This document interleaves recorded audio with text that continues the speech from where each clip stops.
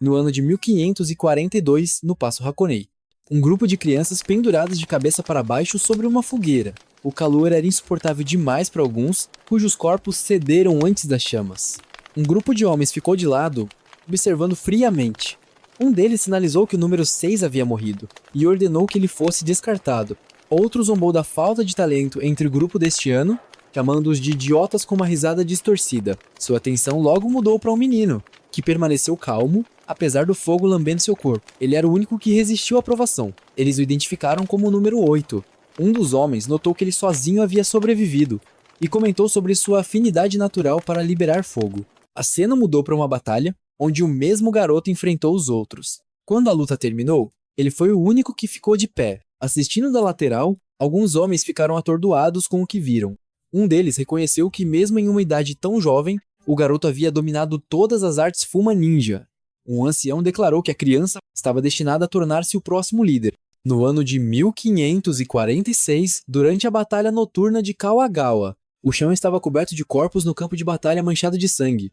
Uma voz lembrou a existência daqueles que se moveram nas sombras da história. Indivíduos nascidos prodígios e moldados por um treinamento arcano, implacável em assassinato. Esses seres eram conhecidos como Kusa, ou por outros nomes como Rappa ou Kamari. 3 ninjas estavam agora diante de um ancião que elogiou seu recente ataque surpresa como magnífico. Este ancião era Oju Janan. Ele anunciou que seu senhor estava satisfeito com a vitória esmagadora e recompensaria o esquadrão ninja Fuma com estipêndios. Ele expressou suas expectativas por seu sucesso contínuo, direcionando suas palavras especificamente para um dos ninjas. O menino levantou o olhar e deu sua afirmação. Seu nome era o Quinto Fumal, o jovem que sobreviveu ao fogo, e se tornou um guerreiro letal. Janan os dispensou e os ninjas desapareceram nas sombras. Dentro do prédio, outro ninja pendurado no teto avisou Janan para não confiar muito neles. Ele lembrou ao ancião que os Fuma eram diferentes de outros ninjas, indivíduos extraordinários, forjados por meio de treinamento brutal. O campo de batalha, ele disse, e não passava de uma pilha horrível de cadáveres irreconhecíveis em forma, moldados pelo devastador ninjutsu dos Fuma, e que superava as técnicas convencionais. Janan riu sombriamente. Ele alegou que não havia necessidade de se preocupar. Os Fuma afinal seguiam uma regra de ferro, lealdade absoluta ao clã Ojo. Qualquer um que o desafiasse enfrentaria a morte. Ele descreveu o clã como sendo acorrentado a esta regra, chamando-os de criaturas miseráveis. Para ele, eles eram as ferramentas perfeitas. No ano de 1579, durante a Batalha de Kazewa, um general atravessou o campo de batalha, gritando para seus homens agarrarem a cabeça do comandante inimigo e fazerem um nome para si mesmos. Mas sua carga parou repentinamente. Ele notou uma criança parada sozinha em seu caminho. Perplexo, ele ordenou que a criança fosse morta. O menino calmamente removeu sua máscara e sua técnica acendeu com um grito. Fogo. Transformação. Uma enorme explosão irrompeu de seu corpo. O fogo rasgou o ar, arrancando a cabeça do cavalo e engolfando os soldados em chamas. A pele derreteu do osso enquanto o inferno se espalhava pelo campo de batalha. Escondido no subsolo, outros ninjas jaziam em peso. Seus rostos emergiram do chão e então eles saltaram para o caos, pousando diante do general montado. Sua aparência o encheu de terror. Ele os reconheceu instantaneamente. Okusa. Confuso e assustado, ele não conseguiu reagir a tempo. Kodoro apareceu de repente atrás dele e, com um movimento rápido de sua mão, ele cortou a cabeça do homem, acabando com ele em um instante. Acima do campo de batalha, um falcão circulou no céu cheio de fumaça. Kodoro olhou para ele. Seus pensamentos se voltaram para ele. Matar era tudo o que ele fazia. Ele matava para sobreviver. No ano de 1613, Kodoro, agora com 80 anos, foi trazido para frente em algemas. O outrora temido ninja imponente e largo foi conduzido através de uma aldeia, enquanto as pessoas se reuniam para ter um vislumbre da figura lendária. Sussurros espalhados entre a multidão, alguns em admiração, outros com medo.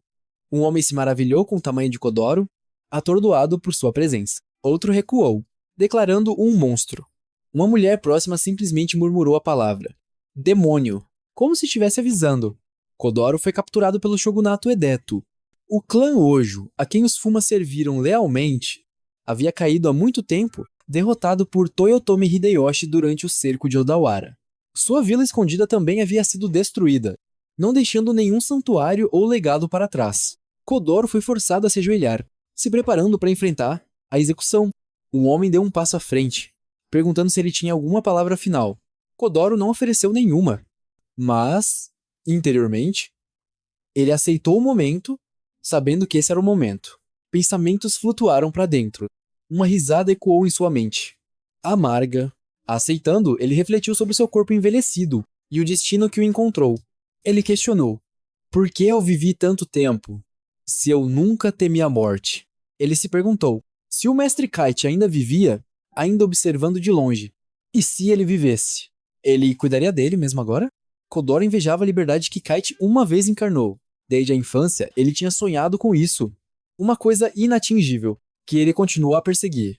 Mesmo na velhice, ele tinha vivido por esse sonho, até este último suspiro. A lâmina caiu. A cabeça de Kodoro caiu para o chão. Mas então, quando o mundo desapareceu de repente, um dedo vermelho parecia apontar diretamente para seu Kodoro decapitado. Incapaz de compreender a visão surreal, uma mão mística, um pé de luz, estava em pé. A figura de queda, de quê? Figura de fogo. A cena mudou. Um bebê lutou com as pálpebras pesadas, seus pulmões gritando por ar. Ele gritou em agonia, dentro de seus pensamentos desesperados, sufocando. E então, o instinto tomou conta. A criança desencadeou uma técnica de transformação de fogo. Uma explosão poderosa irrompeu. Quando a criança explodiu seu caminho para fora do corpo de um dragão, rasgando a carne da criatura. Flutuando no ar, os olhos do recém-nascido absorveram um mundo estranho e místico ao seu redor. Abaixo, o corpo do dragão caiu com uma força tremenda, esmagando um castelo e reduzindo-o a escombros. Enquanto a poeira se dissipava, o bebê levantou-se lentamente, olhou para cima. Estranhas criaturas emergiram. Pele verde, dentes afiados, orelhas pontudas. Demônios, talvez. Kodoro, agora renascido, reconheceu a estranheza deste lugar. Ele deitou de costas, olhando para um céu que parecia estranho e vasto. Seus pensamentos ficaram claros. A terra era desconhecida. Havia lagartos voadores nos céus. E com esse entendimento, veio a clareza. Isso era reencarnação. Depois que Kodoro explodiu o dragão, alguém estava observando de baixo. Enquanto ela olhava para cima, seus olhos arregalaram-se de surpresa, ao ver um bebê caindo do céu. Ao mesmo tempo, Kodoro ficou cheio de alegria. A sensação era diferente de tudo que ele já havia sentido. Ele abraçou o momento, declarando dentro de si: eu renasci. Dominado por uma refrescante sensação de libertação, daquele momento em diante, ele se sentiu verdadeiramente livre. Quase 100 anos antes, o herói Arslad derrotou o Senhor Demônio. Ele e seus companheiros foram celebrados como os 4 grandes heróis e se tornaram lendas vivas. Kodoro, seu enorme pé o prendia ao chão. Enquanto olhava para baixo, ele notou a criança sob seu pé e questionou o que estava vendo. Uma criança humana? Tendo caído ao lado do dragão? Não fazia sentido. A criatura era um dos parentes Goblins, o Rei Goblin. Zombando da visão, o Rei Goblin dispensou Kodoro como nada mais do que um membro inferior, fraco, da família humana. Com um sorriso de escárnio, ele chutou Kodoro pelo chão e fazendo o bebê derrapar até cair de costas. O caos estourou entre os Goblins. Um gritou pro rei. O castelo do Goblin do Céu foi completamente destruído. Outro amaldiçoou seu infortúnio, chamando os destroços de sua casa de imperdoáveis. Alimentados pela raiva, os Goblins reais sugeriram matar a criança, para desabafar. Os outros Goblins concordaram com entusiasmo. Com a sede de sangue aumentando, eles se prepararam para uma execução confusa. O Rei Goblin levantou sua arma e a abaixou com força total, em direção a Kodoro, esmagando-a na terra. Os Goblins explodiram em comemoração. Aplaudiram o acerto crítico do rei, com alegria maníaca. Mas quando a poeira baixou, os olhos do Rei Goblin se estreitaram. Kodoro, de alguma forma, evitou o golpe. Internamente, Kodoro ficou aliviado por ter escapado por pouco. Os Goblins não conseguiam acreditar no que haviam acabado de ver. O bebê se esquivou. Enquanto Kodoro observava seu corpo, pensou: bebês têm ossos subdesenvolvidos. Isso devia dificultar a movimentação. Mesmo assim, Kodoro se forçou a ficar de pé. Seu corpo tremia, mas ele conseguiu. Ele se levantou. O Rei Goblin olhou em choque quando Kodoro desapareceu. Kodoro reapareceu em cima da cabeça do Rei Goblin, torcendo seu pescoço, em um movimento grotesco e não natural. Sem hesitação, ele ativou uma técnica de ninjutsu emprestada. Chamas de fogo irromperam ao redor dele, e o Rei Goblin foi engolfado. O Rei Goblin gritou, enquanto o fogo rasgava sua carne, mas Kodoro se segurou. Recusou-se a parar o fluxo de chamas. Os goblins só puderam assistir em silêncio atordoado. Um deles olhou incrédulo, tentando compreender como um bebê poderia exercer uma magia de nível tão alto. Isso não era apenas uma magia de fogo avançada, era algo ainda maior. Enquanto isso, o enorme cadáver do dragão jazia nos degraus do castelo do céu, que levavam à estrutura em ruínas. Esticados para cima, e uma mulher o subia. Memórias acendidas agitaram-se dentro dela. Este lugar pertenceu ao elfo. A visão trouxe uma sensação de nostalgia. Seus pensamentos voltaram para o bebê, aquele que saiu da barriga do dragão. Ela tinha certeza que ele estava aqui. Quando ela alcançou o nível superior e olhou ao redor, foi recebida com uma visão grisalha. Corpos de goblins espalhados, despedaçados de forma brutal. Chocada, seus olhos caíram sobre Kodoro, caído no chão, exausto da batalha. Ela se aproximou dele, lentamente, tentando compreender o que estava vendo.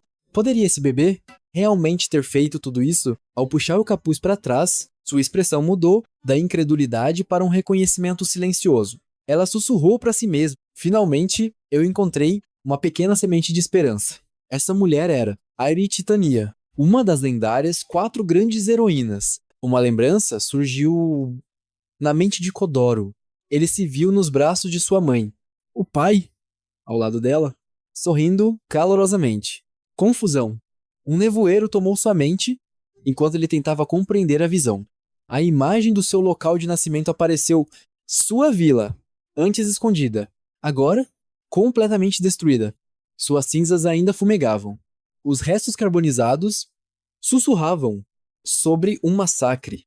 O único sinal de vida, um bebê. O único bebê que havia milagrosamente sobrevivido ao inferno. Os responsáveis pela destruição comentaram: milagre, ou talvez a vontade de um ninja. À medida que a memória continuava, a voz de Kodoro ecoava em sua própria mente. São mesmo minhas lembranças? Desde que foi levado para a Vila Ninja, acreditava que não tinha paz. Que a única pessoa em quem podia confiar era... Agora, ele se perguntava por que aquela lembrança veio à tona. Sua consciência se agitou, e lentamente seus olhos se abriram. Olhando para cima, viu uma linda mulher bem dotada, olhando diretamente para ele. A percepção o atingiu. Ele havia reencarnado como um bebê. Seus pensamentos giravam. Tentava entender sua presença. Ela era uma residente deste estranho mundo. A mulher gentilmente o envolveu em sua capa e o deitou em uma pedra. Ajoelhou-se à sua frente e se apresentou. Meu nome é Hairi Titania. E então, ela o chamou pelo nome. O susto tomou. Como ela sabe meu nome? Ela confessou, pediu desculpas e por ter olhado em suas memórias sem permissão. A mente de Kodoro correu. Impossível. Como alguém poderia acessar memórias seladas tão profundamente? Que tipo de técnica era essa? Com um tom suave, Hiri perguntou se ele permitiria que ela ficasse ao seu lado. Ela reconhecia as limitações de seu corpo infantil e ofereceu ajuda. Disse que ficaria feliz em apoiá-lo, de qualquer forma. Kodoro olhou silenciosamente. Questionou suas verdadeiras intenções. Por que quer me ajudar? Ela respondeu com doçura. Mas no fim, ele decidiu que não importava. Se ela tentar algo tolo, eu a mato sem hesitação. Preso no corpo de um bebê, em um mundo desconhecido, Kodoro usaria todos os recursos disponíveis. Com esse pensamento, ele deu um sorriso agudo. Hairi ficou impressionada com sua expressão e correu para abraçá-lo, envolvendo-o firmemente em seus braços. Tomada pela emoção, ela prometeu fazer o seu melhor para ser útil. Sua felicidade explodiu, mas o abraço acabou pressionando o rosto de Kodoro contra o peito dela. Suas bochechas ficaram vermelhas.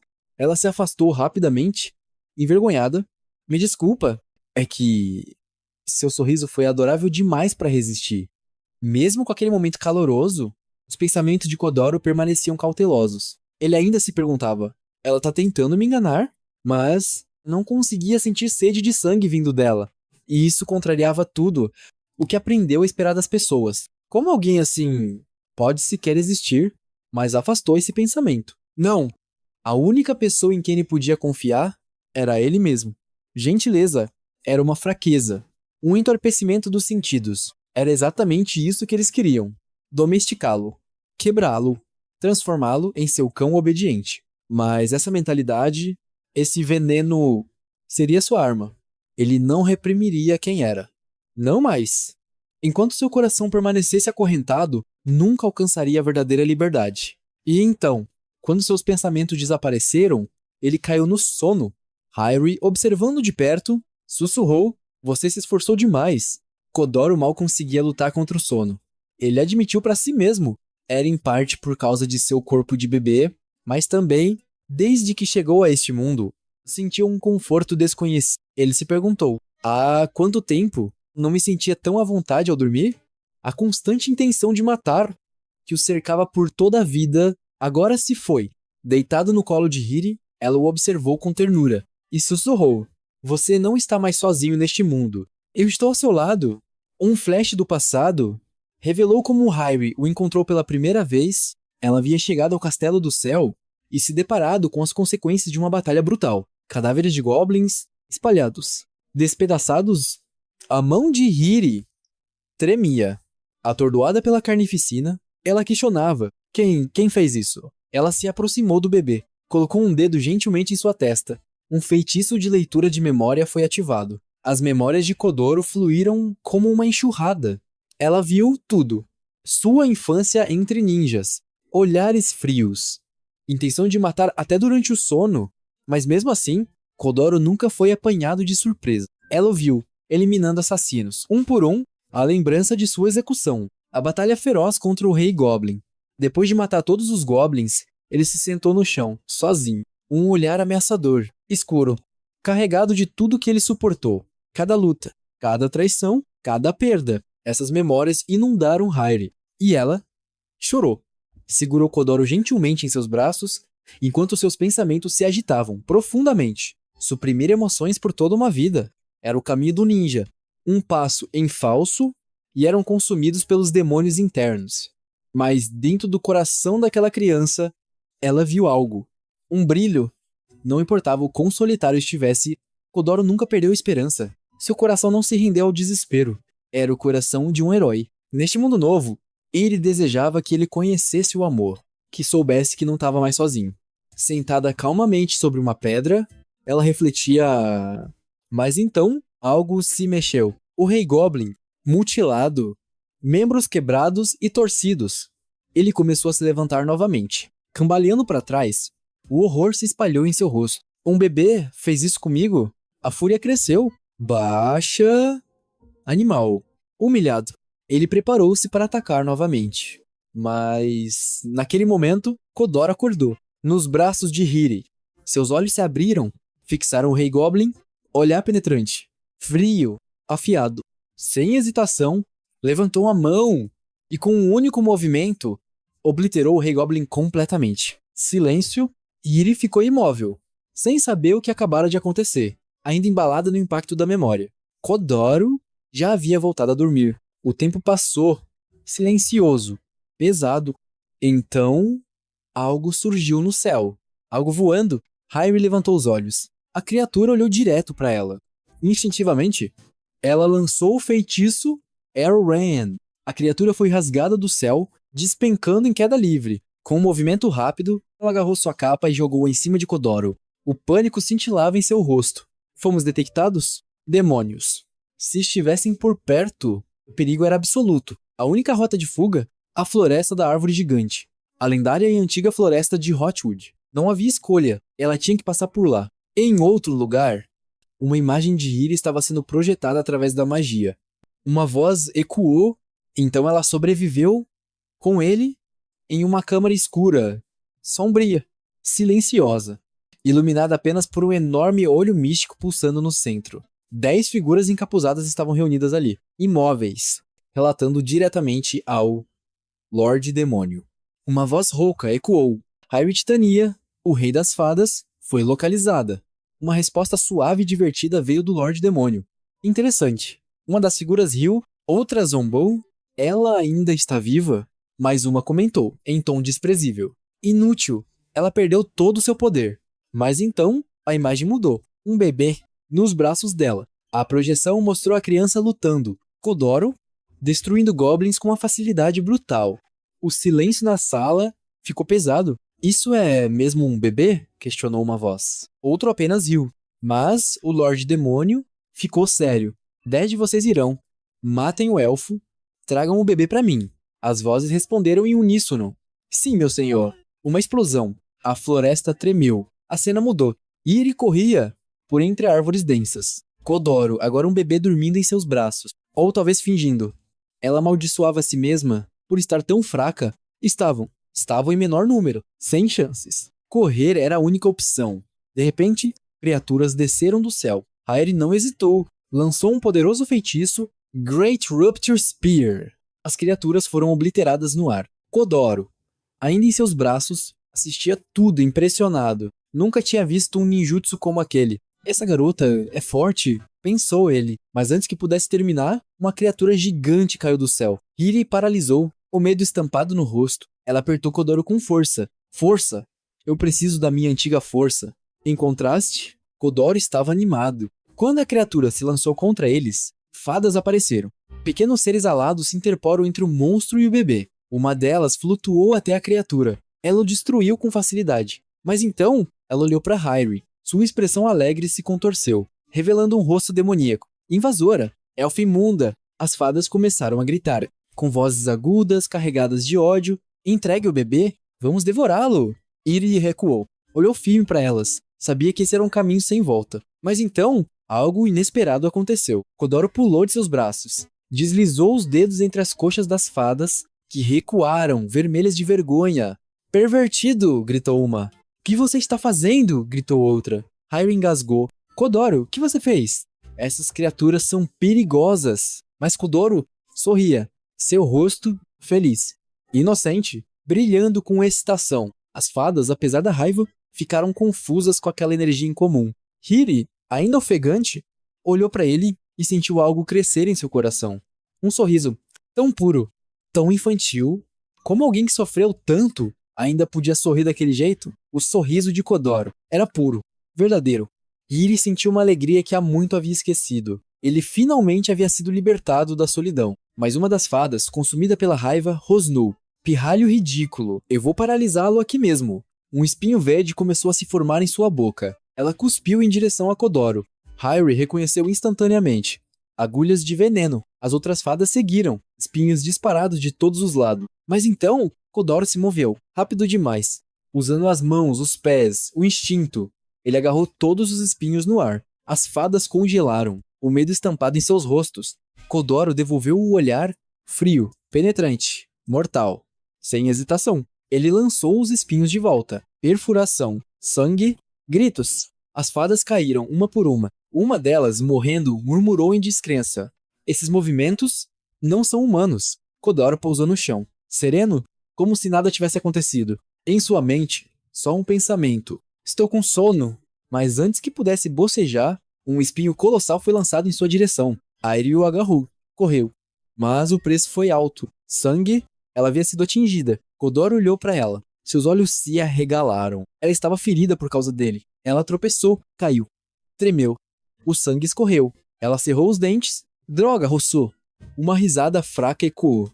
Uma das fadas, mesmo caída, zombou. Vocês não vão escapar? Ao longe, o chão tremeu. Uma sombra colossal se aproximava. A fada sorriu, mesmo à beira da morte. Ela chegou... Minha mãe. Elva. Uma criatura sinistra, imensa, com asas negras e presença avassaladora surgiu entre as árvores. Sua voz gotejava desdém. Hairi? Ainda viva? Hairi olhou em choque. Não pode ser. Era Elva, a própria. Elva se aproximou, olhos flamejantes de ambição. Entregue o bebê, Hiri. Depois de te matar, serei uma das 10. As palavras atingiram Hairi como lâminas. Elva, aliada aos demônios, antes que pudesse responder, Elva silenciou com um rugido monstruoso. Com um movimento grotesco, Elva enfiou a mão em sua garganta. Puxou de lá uma arma estranha, viva, deslizante. Rainha da garganta, combina mais comigo. Assim que terminou de falar, atacou. Uma explosão. Uma árvore foi destruída. Hairi mal conseguiu desviar. Elva zombou. Meu veneno pode corroer qualquer coisa. Na próxima, você morre. Mas Hiri ficou firme, determinada. Eu jamais entregarei Kodoro. Kodoro, ainda em seus braços, olhava para ela em choque, em admiração. Sem perder tempo, Elva desencadeou seu próximo movimento. A grande dança da espada do Rei das Fadas. Uma explosão brutal devastou tudo ao redor. Mas ainda não era o fim. A explosão vinha rasgando tudo pela frente. Mas antes que pudesse atingir Hiri, Kodoro ergueu um único dedo, e o mundo parou. A energia do ataque congelou no ar, suspensa por um instante, e então se desfez em poeira. Um sentimento estranho floresceu dentro de Kodoro. Ali, ele percebeu algo... Eu não consigo abandonar essa garota. Elva regalou os olhos. Seu golpe de espada foi parado. Por um dedo. O terror tomou conta de seu rosto. Agora entendo. Por que os demônios estão atrás dele? Ele não é um bebê comum. Kodoro suspirou. Seu corpo era limitado, ainda era fraco, com pouca resistência. Mas para um ataque como aquilo bastava. Hora de revidar. Ninjutsu, dedo cortante. Shin! A lâmina de energia disparou. Atravessou Elva com facilidade. Sangue jorrou de sua boca. Ela cambaleou para trás, atordoada, sem entender o que havia acontecido. Antes que Kodoro pudesse finalizar o golpe, espere, gritou Hairi correndo à frente. Ela o segurou. Por favor, não a mate! Elva ofegava tentando manter-se em pé. Você me protege? Por quê? Hairi olhou nos olhos dela. Porque eu quero te salvar.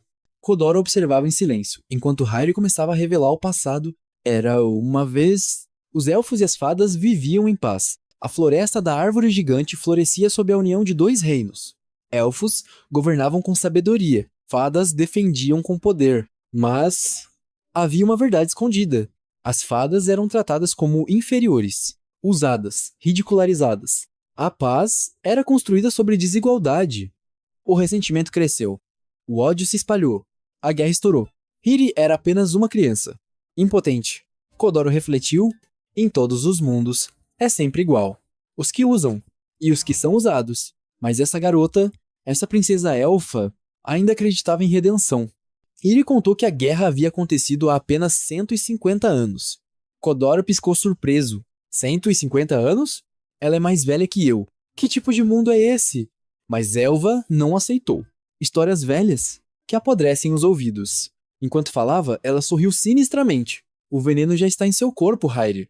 Ela se ergueu novamente, olhos cheios de raiva e dor. É hora de acabar com os arrependimentos do meu povo. Uma princesa deve cair. Hiri chorou, gritou, suplicou. Esse conflito não faz sentido. Só vai destruir mais vidas. Mas Elva gritou de volta. É a minha missão. É o destino. Nós éramos princesas das duas raças. Sobreviventes. É o fim que me foi dado. Flash. Uma luz vermelha acendeu em seu pescoço. Hairi congelou. Aquela runa é um selo de contrato. Ela havia feito um pacto com o próprio Lorde Demônio. Elva sorriu sombriamente. Agora você entende. O poder que flui por mim não é mais das fadas. É do próprio inferno. E então, o verdadeiro pesadelo começou. Alguém chama Elva, que está sentada na grama ao lado de uma criatura de cabelo roxa e olhos grandes. Elva, vestindo uma coroa, se vira ao ouvir o chamado. Airi comenta sobre os conflitos sem fim em um mundo entre humanos, demônios e homens-bestas. Ela acredita que todos estão apenas vivendo.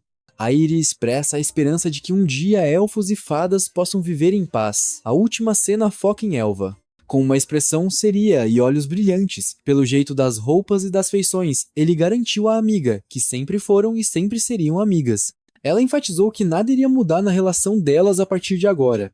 Hairi parecia aceitar essas palavras com carinho e concordância. A cena era envolta em uma ternura atmosférica e sinceridade, com lampejos de energia rosa brilhante aparecendo então. Um close-up da boca de uma criatura monstruosa chorando, parecida com um dragão ou um dinossauro. Aparece rosa e está emitindo algum tipo de energia. Você pode sentir que a criatura está transbordando de poder que a sobrecarrega. Um ser demoníaco poderoso, envolto em energia roxa, paira sobre a Hairi e o Prota. A criatura afirma que esse poder foi dado a ela, pelo Lorde Demônio. Então, concentrando mais energia sombria, a criatura soltou seu poder sobre a Hairi com a intenção de matá-lo. A Hairi olha para o selo do contrato e percebe o que está acontecendo. Ela se lamenta por dentro o que você fez. Alguém a avisa que ao assinar esse contrato, ela vai se tornar nada mais do que uma ferramenta nas mãos de Rei Demônios. Hairi segura na mão um pequeno amuleto com uma pedra verde. Ao fundo, ela pode ver as silhuetas de 4 pessoas. Hairi reflete sobre o fato de ter acumulado esse poder por alguém muito importante para ela. Mas ainda assim, ela decidiu dar esse passo e está disposta a fazer isso pelo bem dela. Elva, que agora era um monstro gigante com dentes afiados, pairava sobre a Hairi, instilando terror. O monstro claramente pretendia atacar. Uma energia vermelha e flamejante explode da boca do monstro e vai em direção a Hairi. Em resposta, a Hairi, que se revela ser uma maga suprema usando uma técnica chamada Grande Dança da Espada do Rainha das Fadas Crucificação. Uma poderosa energia verde rompe, neutralizando o ataque do monstro. Apenas vestígios do movimento da energia. O monstro, com dentes afiados, se vangloriava, confiante de sua vitória. De repente, uma luz brilhante rompeu debaixo dele, e o monstro congelou de espanto. A luz ficou cada vez mais intensa, até que uma garota com asas e uma trança longa saiu dela. A criatura demonstrou extrema surpresa. No momento seguinte, apareceu uma garota com cabelos longos e verdes claros e orelhas pontudas. Ela emitia uma poderosa energia mágica que fazia a criatura ficar ainda mais assombrada. Chocada, ela está impressionada com o poder que tem, pois na sua opinião, ela deveria tê-lo perdido. Hiri lança um feitiço de recuperação total de status. Em seguida, ela faz um feitiço de recuperação total de estamina, vestindo a armadura. As feridas cicatrizam rapidamente sob os efeitos da magia. O Protinha abre os olhos e fica surpreso ao sentir a leveza no corpo e uma onda de força. A criatura fica paralisado com o que vê. Um feitiço de alta intensidade. Acha impossível. Isso parece ser o poder da Suprema Titania, que ela possuía quando era grande maga. A próxima imagem mostra um close no rosto da Titania, com seu cabelo loiro esvoaçando, com seus olhos brilhando de determinação. Uma explosão de energia mágica é liberada e Titania aparece no centro dela, com as asas apontando para frente e a mão levantada. A energia mágica continua pulsando ao redor dela. Concentrando energia, decidiu salvar Elva, enquanto uma energia verde-amarelada se acumulava. Hiri lançou um enorme feitiço usando uma estigma sagrado congelante. O monstro parecia pego de surpresa pelo ataque. Um raio de energia brilhante desceu do céu, enquanto no chão, envolto em um brilho esverdeado, estava uma figura sombria com asas. Essa figura absorvia aquela energia poderosa. A câmera dá um zoom e vemos que a Elva voltou à sua forma normal. Um cristal azul brilha em seu peito como uma fonte de poder, e descargas elétricas piscam ao seu redor. Ainda se esforça para libertar-se, criando um brilho intenso. Hairi está usando algum tipo de magia. Ela diz que há algo que quer valorizar mais do que os arrependimentos de seu povo. A Elva está chorando. Ela explica que isso é algo que aconteceu há mais de 400 anos, ela ainda se lembra. Então Elva reflete sobre uma guerra perdida que parecia que já deveria ter acabado. Ela se pergunta por que ainda está acontecendo. Em uma caverna escura, entre pedras altas, Elva estava lembrando de como foi enganado pelas palavras de alguém. De repente, uma garota com asas e uma criatura brilhante que parecia um cervo apareceu em meio a descargas de energia verde. A fada de cabelo escuro e asas estava observando tudo. E ouvimos as primeiras palavras do nosso prota que diz o nome Sasa, e o homenzinho baixinho com olhos azuis brilhantes reagiu com surpresa e alegria. A última imagem mostrava um close de uma garota com cabelos longos e loiros e orelhas de elfo, que parecia estar usando algum tipo de magia. A Elva estende a mão para agarrar a mão do Protinha. O chão se parte e uma figura sombria aparece, em pé sobre a Elva, que parece ter caído. O bebê parece ter ficado surpreso. Então aparece uma silhueta escura com dentes afiados e uma corrente dourada, expressando seu descontentamento com o selo que é a Elva que recebeu. Ela está em pé sobre a Elva derrotada, deitada numa poça de sangue. A garota demônio acha esse dia bem chato. Um demônio chamado Juma, um dos 10 demônios de Apru, ri maliciosamente enquanto observa. Ela acha esse momento lindo e sente uma alegria suprema na agonia da vítima. Vemos a Elva sangrando, o seu rosto contorcido de dor. Parece que o sofrimento dela deixa Juma tão feliz. Airi, atordoada, observa com frustração. Um close mostra um rosto ensanguentado se transformando em algo monstruoso. Uma criança pequena com olhos verdes e redondos assiste com interesse. Uma garota com cabelo violeta e chifres, vestindo roupas escuras, fica em pé sobre o inimigo derrotado. Ela percebeu.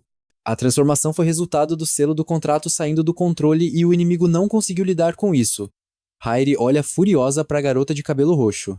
Airi solta múltiplos ataques. Cercada por um brilho multicolorido, libera um poderoso raio de energia. Ela foca energia mágica azul na mão usando transferência. A energia azul se transforma em um fluxo brilhante que avança em direção ao prota cercando ele. Em instantes ele desaparece. Iri lança um feitiço de aniquilação de inferno de karma, e uma poderosa explosão de energia branca com faíscas vermelhas se espalha a partir disso. Na cena seguinte, essa energia despenca sobre a floresta verde, aparentemente cortando. No chão abaixo dá pra ver destroços e faíscas voando por causa do impacto. A demonia de pele rosa, toda coberta de poeira, reclama sobre o ataque repentino, tosse e de mau humor diz que "Tô toda suja". A Hairi e Asas, que claramente é o alvo da insatisfação aprovada, ativa uma melhoria completa das habilidades pelo selo do contrato. Ela fica surpresa que seu feitiço de fogo mais forte não funcionou. A Prue, com os olhos em chamas, está claramente furiosa e pronta para atacar. Juma adotou uma postura de luta. Então, em um golpe poderoso foi mostrado, fazendo o chão rachar. Ela levanta o punho para acertar a Hairi, que usa um feitiço para criar uma barreira. Uma grande rocha apareceu na frente dela, mas Juma considerou a barreira inútil e ela atravessou a rocha, usando uma técnica de punho explosivo de demônio, e o golpe poderoso rachou o chão depois. Hairi estava se preparando para retaliar, reunindo energia na mão. O feitiço atravessou a cabeça da Juma. No momento seguinte, ela diz que essa passou por perto. Juma percebeu que esse era o antigo feitiço Estigma Sagrado do Gelo. Juma, com um olhar incomum, fixa os olhos em uma Hairi, parecendo que por ter usado algum tipo de feitiço muito grande ficaste cansada. Ela respira pesadamente e percebe que sua magia se esgotou. A Juma se sente decepcionada com a fraqueza da antiga grande maga. Ela sente que a elfa fracassou. A elfa luta para se levantar, sentindo-se devastada. A Juma, se preparando para atacar, levanta o seu punho. A elfa percebe que está em apuros. Prestes a ser atacado, o demônio Juma achou a situação chata e sugeriu que o poder da elfa loira tinha sido selado na pedra mágica e só tinha voltado temporariamente. O demônio, indiferente, decidiu que isso não importava mais e sentenciou a elfa à morte. Então ele lembrou de algo importante e decidiu compartilhar uma informação interessante antes que a elfa morresse. Ele disse que era a mesma informação que já tinha contado à Rainha da Fada. A elfa, claramente interessada, se distraiu com uma pequena figura de pé, cercada por formações gigantes que lembram dedos. Alguém invisível pergunta se ela está satisfeita com sua situação atual. Então a lembra do arrependimento de seus companheiros e da humilhação que sofreu. Um close no rosto de um personagem mostra que era a Elva. A voz pergunta se ela vai continuar a reprimir a raiva e o rancor que fervem dentro dela, contra um fundo de respingos de sangue. Alguém que desperte essa emoção sombria parece se encaixar com os demônios. Um demônio roxo com olhos vermelhos brilhantes e dentes afiados sorri maliciosamente, certo de que o Lorde Demônio vai ficar satisfeito com a força de um membro das raças das fadas. Uma guerreira, o demônio solta uma risada baixa. Hairi, com um olhar feroz e as mãos no chão, estava acusando alguém de abusar da sua melhor amiga. Então, um close em um rosto triunfante, Juma, dentes afiados e cabelo roxo, dando para ver pela expressão do rosto dele. O personagem gostava do sofrimento da garota e a considerava uma vítima digna. No último painel, alguém cercado por um brilho esverdeado. A imagem mostra um close do rosto do personagem, com olhos vermelhos ardendo. Ele está cerrando os dentes e, pelas gotas de sangue e pelos sons, acabou de ferir alguém. Uma demoníaca de pele rosa, com cabelo roxo, chifres e dentes afiados, chamada Apru, provoca a derrotada Hairi. A garota chamada Apru está parada sobre a outra com os punhos cerrados, pronta para o próximo ataque. A elfa, sentada no chão, olha para Apru de baixo com ódio e raiva, xingando a demoninha. A tensão entre as duas é evidente e parece que a batalha ainda não acabou. Juma, com dentes afiados e cabelo roxo, sorri maliciosamente. A demoninha de cabelo roxo aparece então girando os braços, se preparando para atacar. Ela está prestes a acumular poder. O próximo quadro mostra um demônio explodindo, e então a mão de alguém aparece, acompanhada do som de movimento. Parece que alguém está se preparando para atacar ou se defender de algo sombrio.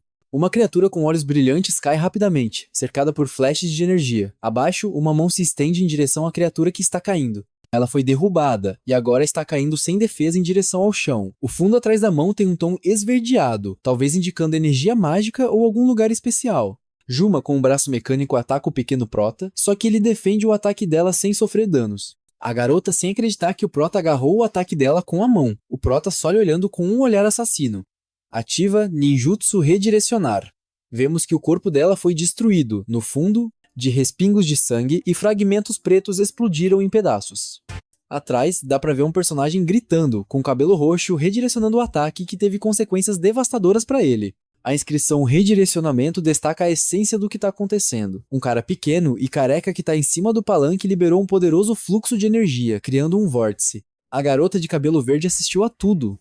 O texto explicava que era uma técnica de ninjutsu chamada Redirecionamento, uma técnica básica de taijutsu que permite armazenar momentaneamente a energia que você recebe no corpo e depois liberá-la. A garota ficou impressionada. E pelo que ela vê, fica maravilhada com o poder da técnica. A próxima cena mostra um movimento rápido do que provavelmente liberou energia. O personagem principal, um ninja, reflete sobre sua vida. Para ele, matar sempre foi tudo. Ele mesmo e seu inimigo, ele matou tudo porque era um ninja sem emoções. Mas agora ele estava sentindo uma emoção desconhecida. Ele não queria perder essa garota de cabelo verde. Ele se pergunta se sente empatia por alguém em uma situação parecida. Ele está sobrecarregado com sentimentos que são: e novo para ele afeto, compaixão, tristeza e luto. O último plano mostra um close de seu olho lacrimejante e ele se pergunta: eu sou um bebê com olhos grandes e lágrimas no rosto? Será que tenho um coração humano? A cena seguinte mostra um personagem com chifres e pele roxa, deitado de bruços em uma poça de sangue, respirando pesadamente e se perguntando que tipo de técnica foi usada contra ele. O personagem está confuso, pois achava que estava protegido pelo selo do pacto com o Senhor Demônio de Cabelo Verde. A garota que estava assistindo alguém dá conta de que o ninjutsu do Prota, uma técnica de outra dimensão, é capaz de quebrar até mesmo o pleno poder das habilidades do selo de contrato. Ao lado, um demônio de pele roxa e chifres presumivelmente cai no chão sangrando depois de soltar um grito de batalha. No entanto, ela rapidamente volta-se e diz: nada mal. Um feitiço de regeneração total de estamina brilha ao seu redor, e o demônio, claramente satisfeito, se levanta, mostrando que está ileso. O personagem de cabelo roxo foi elogiado por isso.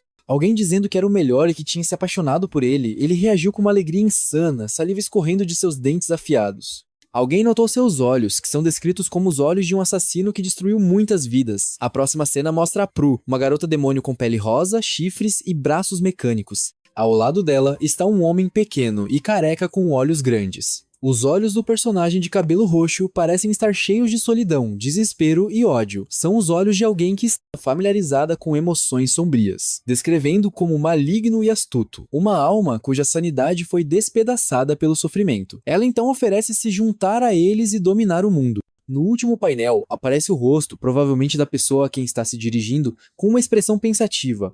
Um personagem careca com olhos azuis brilhantes reflete sobre o fato de que neste mundo, assim como em sua era anterior, uma forte dominância sobre os fracos, ele se concentra no pensamento de poder, de repente algo chama sua atenção, ele fica surpreso. No quadro seguinte, o mesmo personagem, talvez um pouco mais jovem, parece animado e mostra a língua. Então um sorriso sinistro com dentes afiados aparece, cercado por uma energia roxa. A criatura a que Graham pertence é um demônio enorme e musculoso com cabelo roxo e chifres que irradia energia roxa, pairando sobre a pequena criatura indefesa. Ele declarou sua intenção de levar a criatura à força, ameaçando. Gravemente ferido no processo, no próximo painel o demônio envolto na mesma energia roxa continua. A Juma, com um pequeno arrepio, a Hairi, parece surpresa. Diz que ela tem um poder de luta incrível. Na sua frente está a força máxima de um dos 10 demônios. O demônio envolto em uma aura rosa libera todo o seu poder. Ela usa a técnica do soco explosivo demoníaco. A silhueta preta do soco desce rapidamente. Um personagem com dentes afiados ameaça alguém, prometendo usar força para subjugá-lo e levá-lo para o lado do demônio. O personagem de cabelo verde parece estar observando e percebe que, mesmo com todo o poder do ninjutsu do Prota, ele tem um limite. Ela fica horrorizada ao perceber a força do impacto que está prestes a atingir Prota. Na cena final, uma criança pequena é vista estendendo a mão para segurar o punho da Juma. O personagem com chifres reagiu claramente com surpresa, desprezo e descrença. A técnica usada era chamada de ninjutsu de redirecionamento e uma explosão poderosa, acompanhada de um clarão esverdeado e destroços voando, aconteceu ao redor da pequena esfera. A criatura desapareceu depois de levar com este ninjutsu, com orelhas de elfo e cabelo verde. Uma testemunha do evento parece chocada e assustada, com a boca aberta em espanto. A cena final mostra novamente o Prota estendendo o braço e começando sua suposta frase. Parece que está tentando dizer algo depois da explosão. O Prota expressa seu descontentamento com aqueles que buscam dominar os outros. Se sentindo cansado quase a desmair, a Hairi o segura pedindo obrigado por ter nos salvo, dizendo que agora podes descansar. E o Prota começa fechando os olhos por trás. Vemos a Elva falando que este bebê humano é impressionante para acabar com um dos 10 demônios em apenas um golpe. Hairi pergunta se estás bem. Eu vou te curar agora. Elva diz, não é necessário. Eu já vivi por muito tempo sem o contrato do selo, meu corpo irá desaparecer. Como esperado, eu sempre serei inferior aos elfos. Nós somos arrogantes, Valhaire, a sua jornada apenas começou. E outros dos 10 irão vir atrás de você. O rei demônio vai fazer tudo para ter esse bebê. A Elva joga um feitiço e diz que é um presente.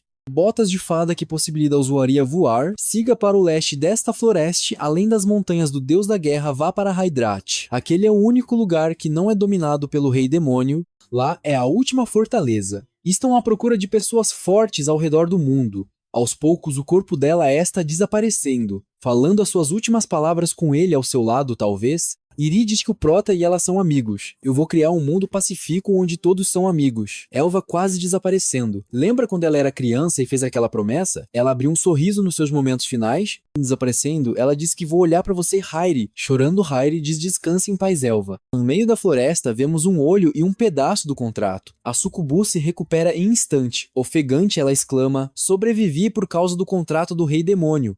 Que é, esse bebê ele não é normal. Komon me conseguiu pro meu punho com a força total. Ouvimos uma voz dizendo que me desapontaste a Pru. Temos a presença do Lorde Demônio, falando que eu te salvei da beira da morte após o teu clã ter sido destruído pelo reino humano. Eu te dei poder. Apertando o pescoço dela, ela se debatendo que vai conseguir, mas o Lorde aperta tão forte que a vida sai do seu corpo. Um ser sai de uma árvore, dizendo que vai pegar todo o crédito. 2, 10 demônios Asras. A cena mudou. Hiri agora era vista correndo pela floresta. Seus passos eram rápidos e determinados. Quando ela irrompeu em uma clareira, parou na beira de um penhasco, ofegando por entre as calças esfarrapadas. Ela falou com alívio, dizendo que finalmente haviam conseguido.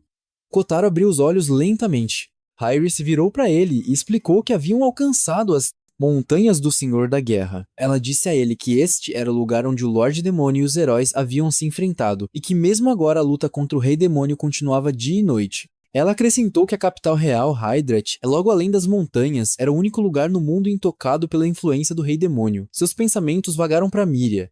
Ela acreditava que Miria ainda devia estar lutando. Voltando-se para Kotaro novamente, ela disse a ele que o povo de Hydrat esperava desesperadamente por indivíduos poderosos como ele para ajudar a proteger. Então a cena mudou para um campo de batalha feroz. Guerreiros da Hydrat estavam em combate com demônios. Um demônio reclamou amargamente que não importava quantos humanos eles matassem, mas continuavam vindo em resposta. Um guerreiro rugiu de volta em desafio e avançou com sua lâmina erguida. Uma sacerdote trabalhava freneticamente usando magia para curar um soldado ferido. A guerreira ferida cerrou os dentes e pediu a todos que resistissem um pouco mais, rezando para que reforços viessem logo. Um grupo de demônios notou a sacerdotisa. Eles gritaram que a matariam e impediriam de curá-los. Eles avançaram, mas antes que pudessem atacar, todos foram abatidos em um instante. A sacerdotisa olhou para cima, atordoado. Seus olhos se fixaram em uma mulher em pé sobre os demônios caídos, empunhando 2 espadas enormes. Sua presença era avassaladora. Um guerreiro próximo gritou em choque e alívio, gritando que eles estavam salvos. Era Miria. Esta mulher não era outra senão Miria Barbatos, uma das 4 grandes heroínas. Ela olhou para os demônios restantes com desprezo. É seu fedor, e alegando que não suportava o cheiro de demônios sem piedade, ela jurou exterminar cada um deles. Os demônios congelaram de terror. Um deles a reconheceu e gritou em pânico, chamando-a de deusa da guerra. Sem hesitar, Miria atacou, destruindo os demônios como se fossem feitos de papel. De volta com Hairi, ela estava correndo pela terra. Ela passou rapidamente pela área onde Miria estava lutando. Miria parou de repente, farejando o ar. Ela questionou o cheiro avassalador de sangue.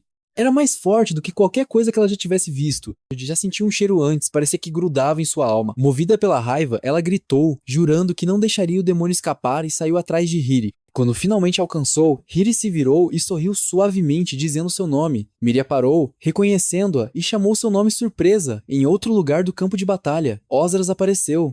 Ele falou em voz alta, observando que eles realmente tinham chegado às montanhas dos Senhores da Guerra. Para ele, era o campo de batalha perfeito. Mencionando Kotaro, ele admitiu que o garoto não deveria ser subestimado com um olhar malicioso. Ele declarou que aproveitaria a chance para massacrar todos eles e riu loucamente ao dizer isso perto de Miria.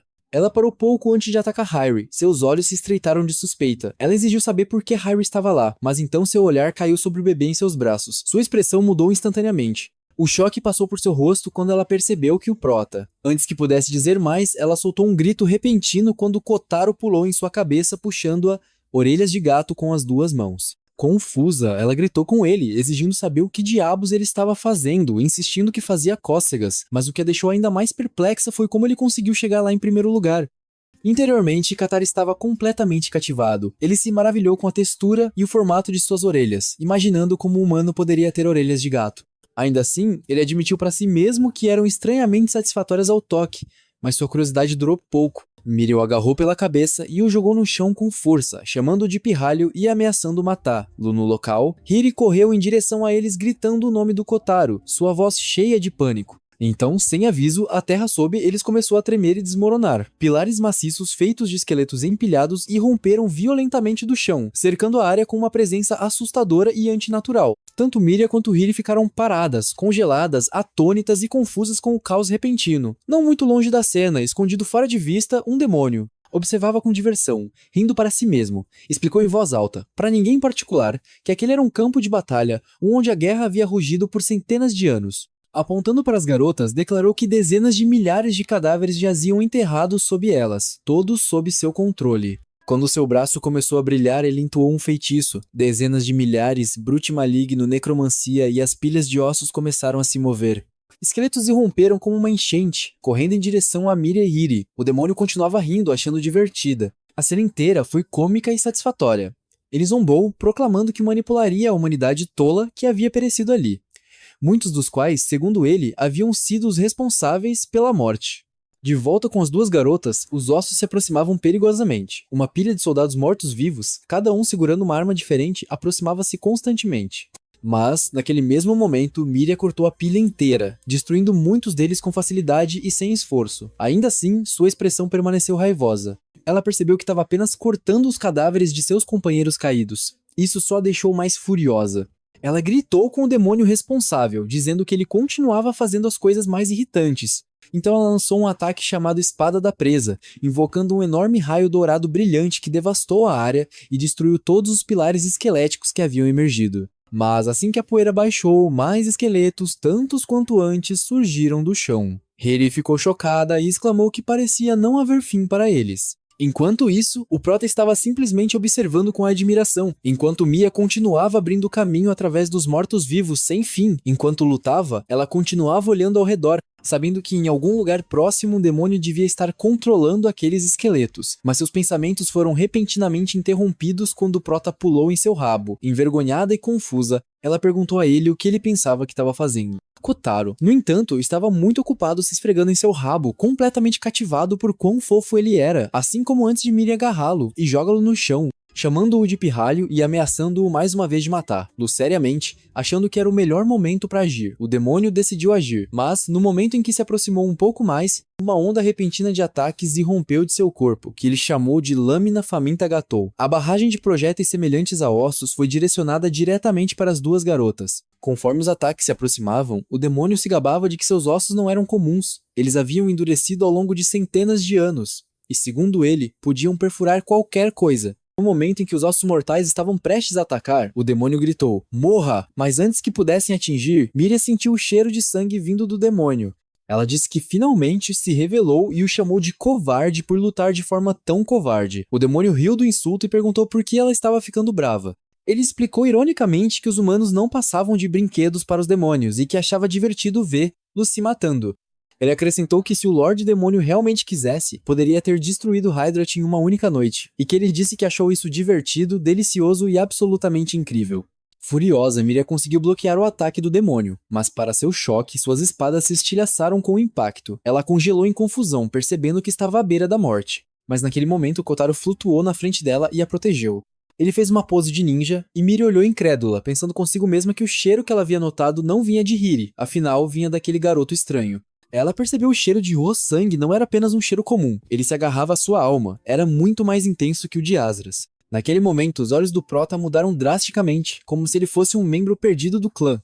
Ele avaliou silenciosamente a habilidade de controlar cadáveres do demônio e a descartou como uma técnica mundana e chata. Então, sem hesitar, ele ativou as 12 artes proibidas de Fuma e anunciou seu movimento, Invocação do Submundo. Ele disse, controlar apenas cadáveres. Deixe-me invocar os seres que residem no submundo. O ninjutsu do clã Fuma superava em muito as técnicas comuns. Iga, Koga, Sezeki, Mochizuki, Negoro. Nenhum desses renomados clãs ninjas jamais conseguiu alcançar o reino oculto que Fuma havia descoberto. Mas, vagando pela fronteira entre a vida e a morte inúmeras vezes, alguns ninjas Fuma conseguiram se comunicar com os mortos. As técnicas que eles dominaram por meio de um treinamento brutal e insano eram temidas em toda a Terra, e eram simplesmente chamadas de monstros Fuma Ninjutsu. Dizia-se que era tão vasto e aterrorizante quanto os próprios espíritos dos mortos. No meio da luta, Kotaro ainda flutuava no ar. Suas mãos rapidamente gesticulavam através de uma série de sinais ninja atrás dele. As duas garotas ficaram paralisadas em choque, apenas observando. Interiormente, Kotaro começou a entoar a frase de ativação. Ele invocou as almas adormecidas da Terra.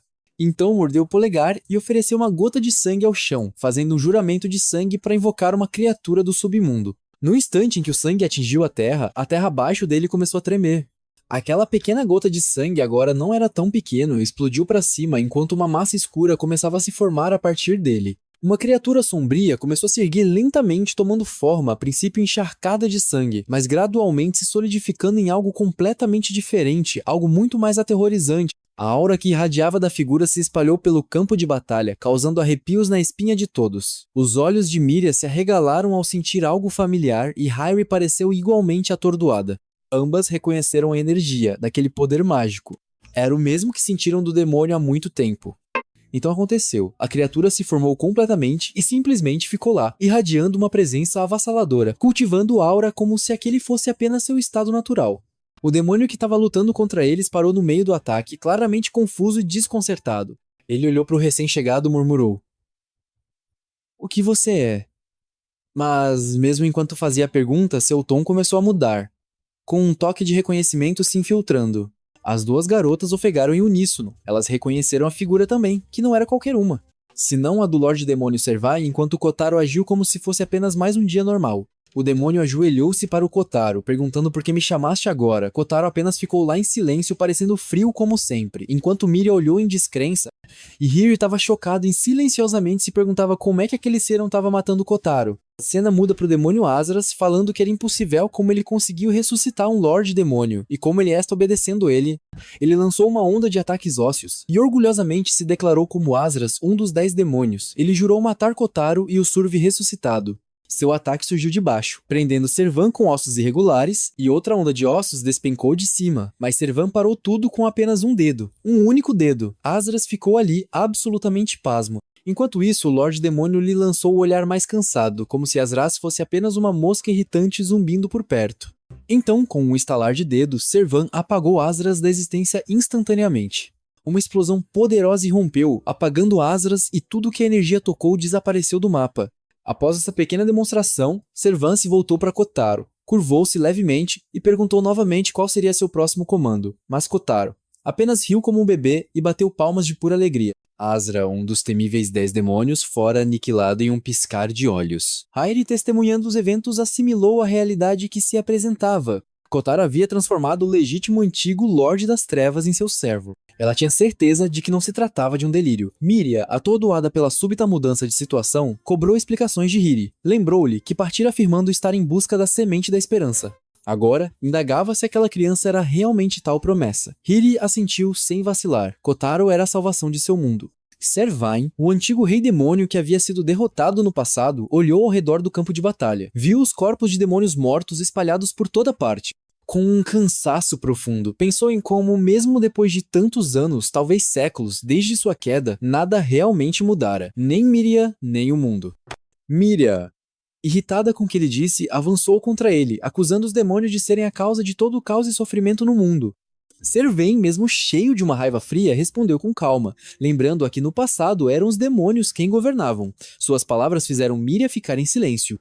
Ele continuou, com uma voz distante, explicando que sua raça havia sido oprimida por tanto tempo. Aquele ódio que ele carregava não era por escolha, mas por destino, porque ele nasceu como o mais forte de todos os demônios. Porém, naquele momento, nada daquilo tinha mais relevância. Aos seus olhos, o mundo estava repleto de insensatos despreocupados. Ele então se voltou para Kotaro e questionou qual era o seu anseio, tratando-o como seu mestre. No íntimo, Servan se indagava se estaria destinado, mais uma vez, a erguer sua lâmina contra os seus semelhantes. Kotaro esboçou um leve sorriso e tentou expressar-se. Suas palavras carregavam um anseio por harmonia. Ele não buscava subjugar ninguém. Lutando para articular seus pensamentos, conseguiu enfim declarar que abominava a opressão e que Servan estava liberto. Suas palavras atingiram Servan como um choque. Ele permaneceu imóvel, incapaz de aceitar o que acabara de ouvir. Miria, ainda digerindo a cena, voltou-se para Hairi com um olhar incrédulo, exigindo uma explicação. Hiri, com o rosto banhado em lágrimas, mal podia acreditar que Kotaro havia falado. Ela o acolheu com delicadeza, deixando claro que compartilhava de seu sentimento. Ela também desprezava a imposição de poder. Servain soltou uma risada breve, admitia naquele instante que ainda existiam almas singulares no mundo. Seu olhar recaiu sobre Kotaro, ainda nos braços de Hiri, e após um instante de silêncio questionou se era realmente da vontade dele que ele os acompanhasse. Kotaro manteve o sorriso como resposta. Subitamente, o solo abaixo deles começou a tremer violentamente, surpreendendo a todos. Fendas se abriram na terra e de suas profundezas, duas mãos colossais emergiram, disparando em direção aos céus. O grupo foi elevado, ficando suspenso sobre as palmas das mãos gigantescas. Airi rapidamente verificou Kotaro, perguntando se ele estava bem. Kotaro respondeu com um som leve, repleto de alegria e inocência. Miria, desconcertada e impaciente, observava o entorno tentando entender o que estava prestes a acontecer. O silêncio os envolveu por um breve momento até que perceberam que não estavam mais sós. Silhuetas haviam surgido, imóveis sobre as extremidades dos dedos gigantes. Um miasma denso e sombrio preenchia o ar ao redor, trazendo um sentimento nauseante. Miria estreitou o olhar, murmurando com desprezo que o local exalava o odor pútrido e metálico típico da linhagem demoníaca.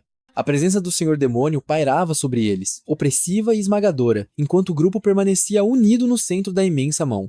Os olhos dos 10 demônios estavam cravados neles, ardendo com uma fixação implacável.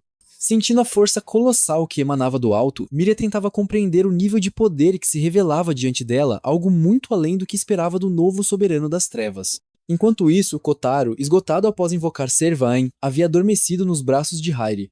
Ela, com os olhos afiados, analisava o cenário à sua volta, incrédula com a presença simultânea dos 10 demônios. O motivo era óbvio, eles vinham para tomar Kotaro. Seu olhar estreitou-se enquanto focalizava uma das figuras demoníacas, observando-a em silêncio absoluto. Servain também se manteve imóvel, acompanhando serenamente o caos que se desenrolava. Então, uma gargalhada rompeu o silêncio. Um dos demônios zombava ao mencionar que a morte do número 10, Apru, e do número 9, Azras, havia deixado 2 vagas abertas entre os 10, um acontecimento inédito em muitas eras. O Senhor Demônio declarou, com entusiasmo sombrio, que aquela interrupção inesperada havia sido, na verdade, um deleite e exigia agora que o grupo o divertisse. A voz vinha de Zenova, o terceiro mais poderoso entre os 10 demônios. Apesar do cansaço, Kotaro lutava para não perder a consciência nos braços de Hiri. Sua mente fervilhava de frustração por sua própria impotência, lamentando as limitações impostas por seu corpo ainda infantil. À medida que a tensão crescia, Miria não conseguiu mais conter-se. Tomada pela fúria diante das palavras de Zenova, ela avançou, determinada a retaliar. Seus dedos traçaram um símbolo no ar, preparando um ataque mágico, mas antes que pudesse atingir o alvo, uma explosão arcana irrompeu, atravessando seu corpo com uma perfuração precisa em forma de quadrado. O disparo partira de outro dos 10. Deborah Popper, o quarto da hierarquia, que a descartou com frieza, afirmando que os 4 heróis não tinham mais utilidade. Hiryu soltou um grito ao ver o que acontecera com Miria, que permanecia imóvel, os olhos arregalados, encarando a ferida geometricamente esculpida em seu tórax, mas não teve tempo de reagir. Um segundo ataque a atingiu de imediato dessa vez, envolvendo seu corpo inteiro em uma substância cristalina, que a imobilizou como uma estátua viva. A gargalhada que ecoou logo em seguida pertencia a Hildark, o sétimo entre os 10, que observava sua obra com deleite sádico, proclamando a sua mais nova criação artística. O pânico tomou conta de Hiri diante da cena aterradora, mas sua reação foi abruptamente interrompida quando algo atingiu com brutalidade, lançando-a contra o chão. Acima dela, uma criatura bizarra flutuava, e em sua cabeça estava sentada uma criança de sorriso cruel. A pequena figura zombou, chamando-a de fraca e ordenando que permanecesse onde estava. Eram April e Galen juntos, ocupavam o 8º posto entre os 10 demônios. Hiri gritou ao ver o pequeno corpo de Kodoro ser lançado de seus braços, rolando pelo chão até repousar ao lado de Servan.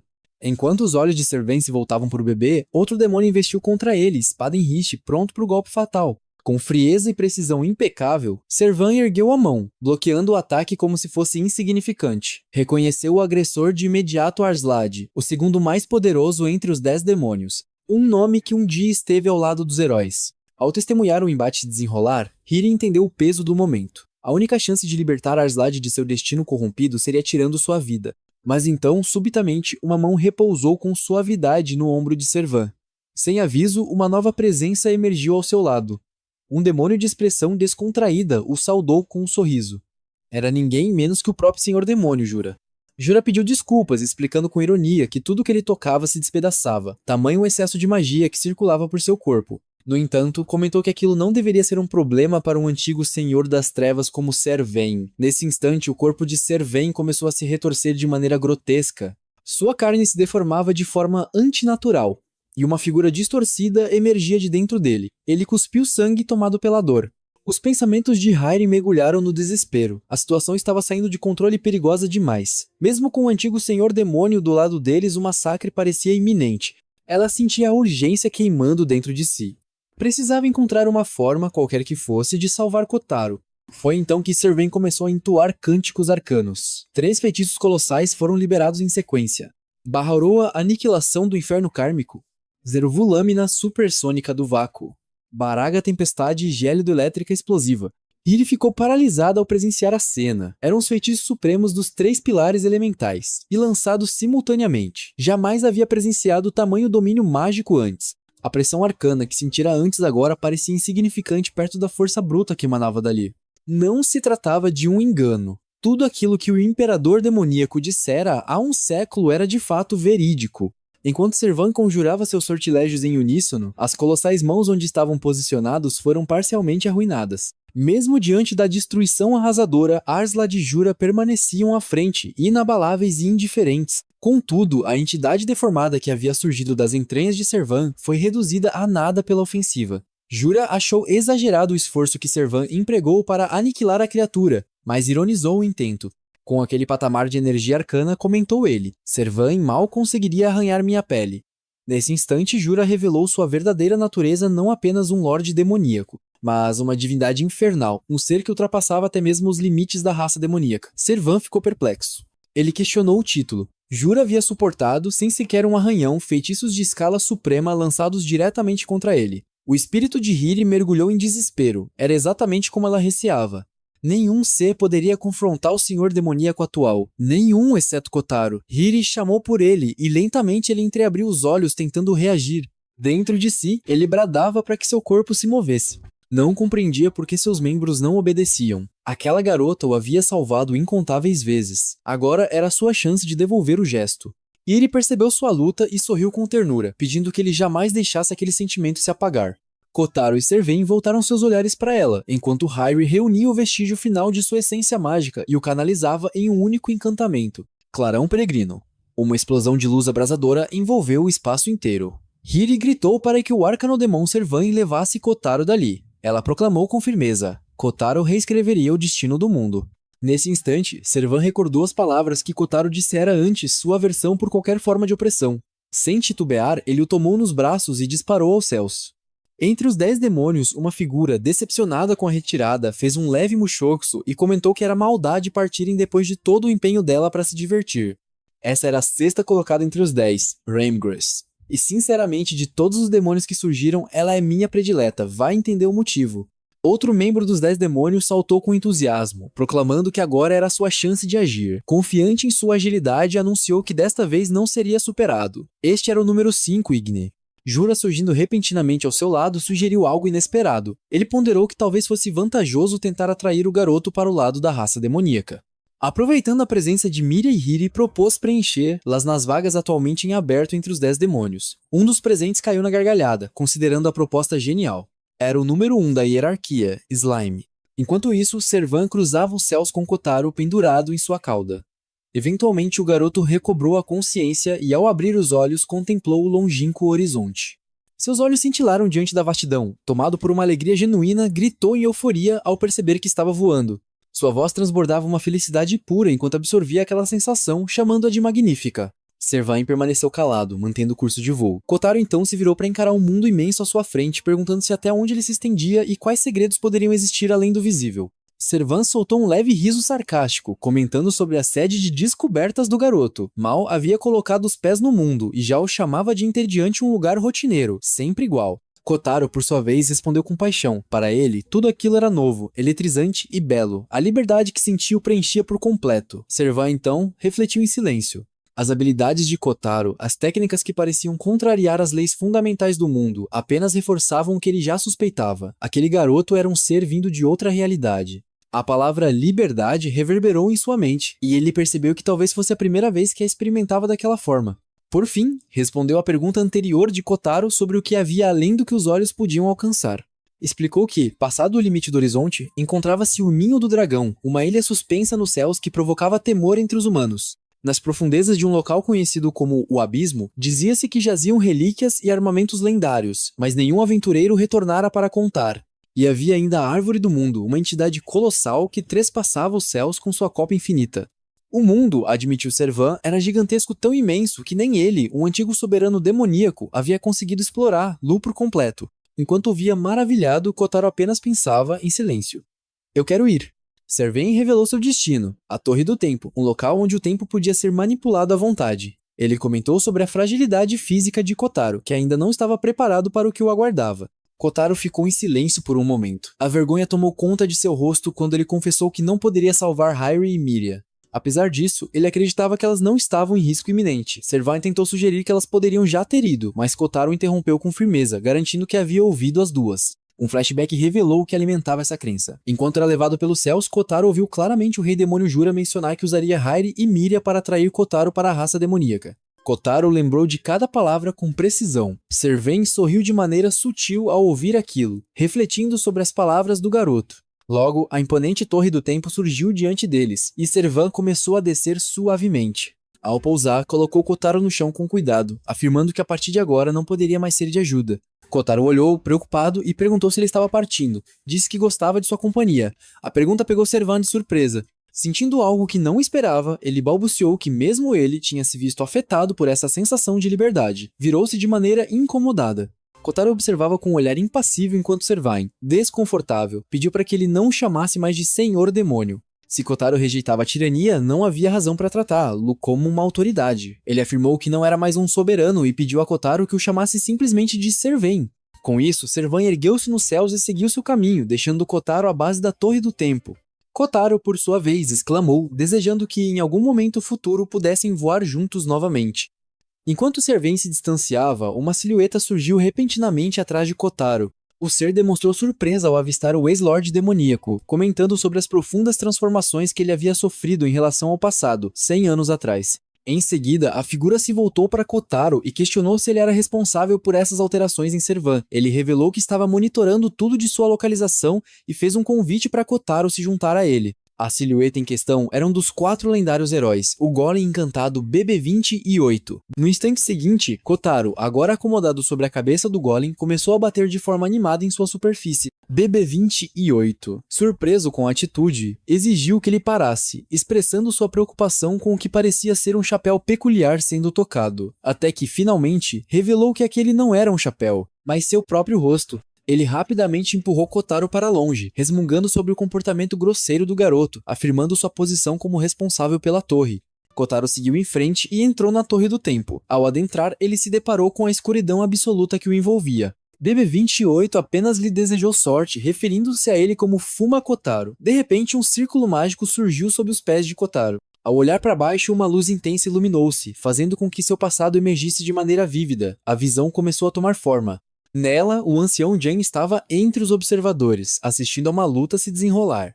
Ele notou que estavam apenas 2 competidores e, com uma risada sombria, comentou que aquilo acontecia como era de se esperar. Com o 4º Kotaro eliminado, quem saísse vencedor daquele confronto seria designado como o novo Fuma Kotaro. Era uma escolha que exigia muita cautela, pois o novo Kotaro precisaria inspirar temor.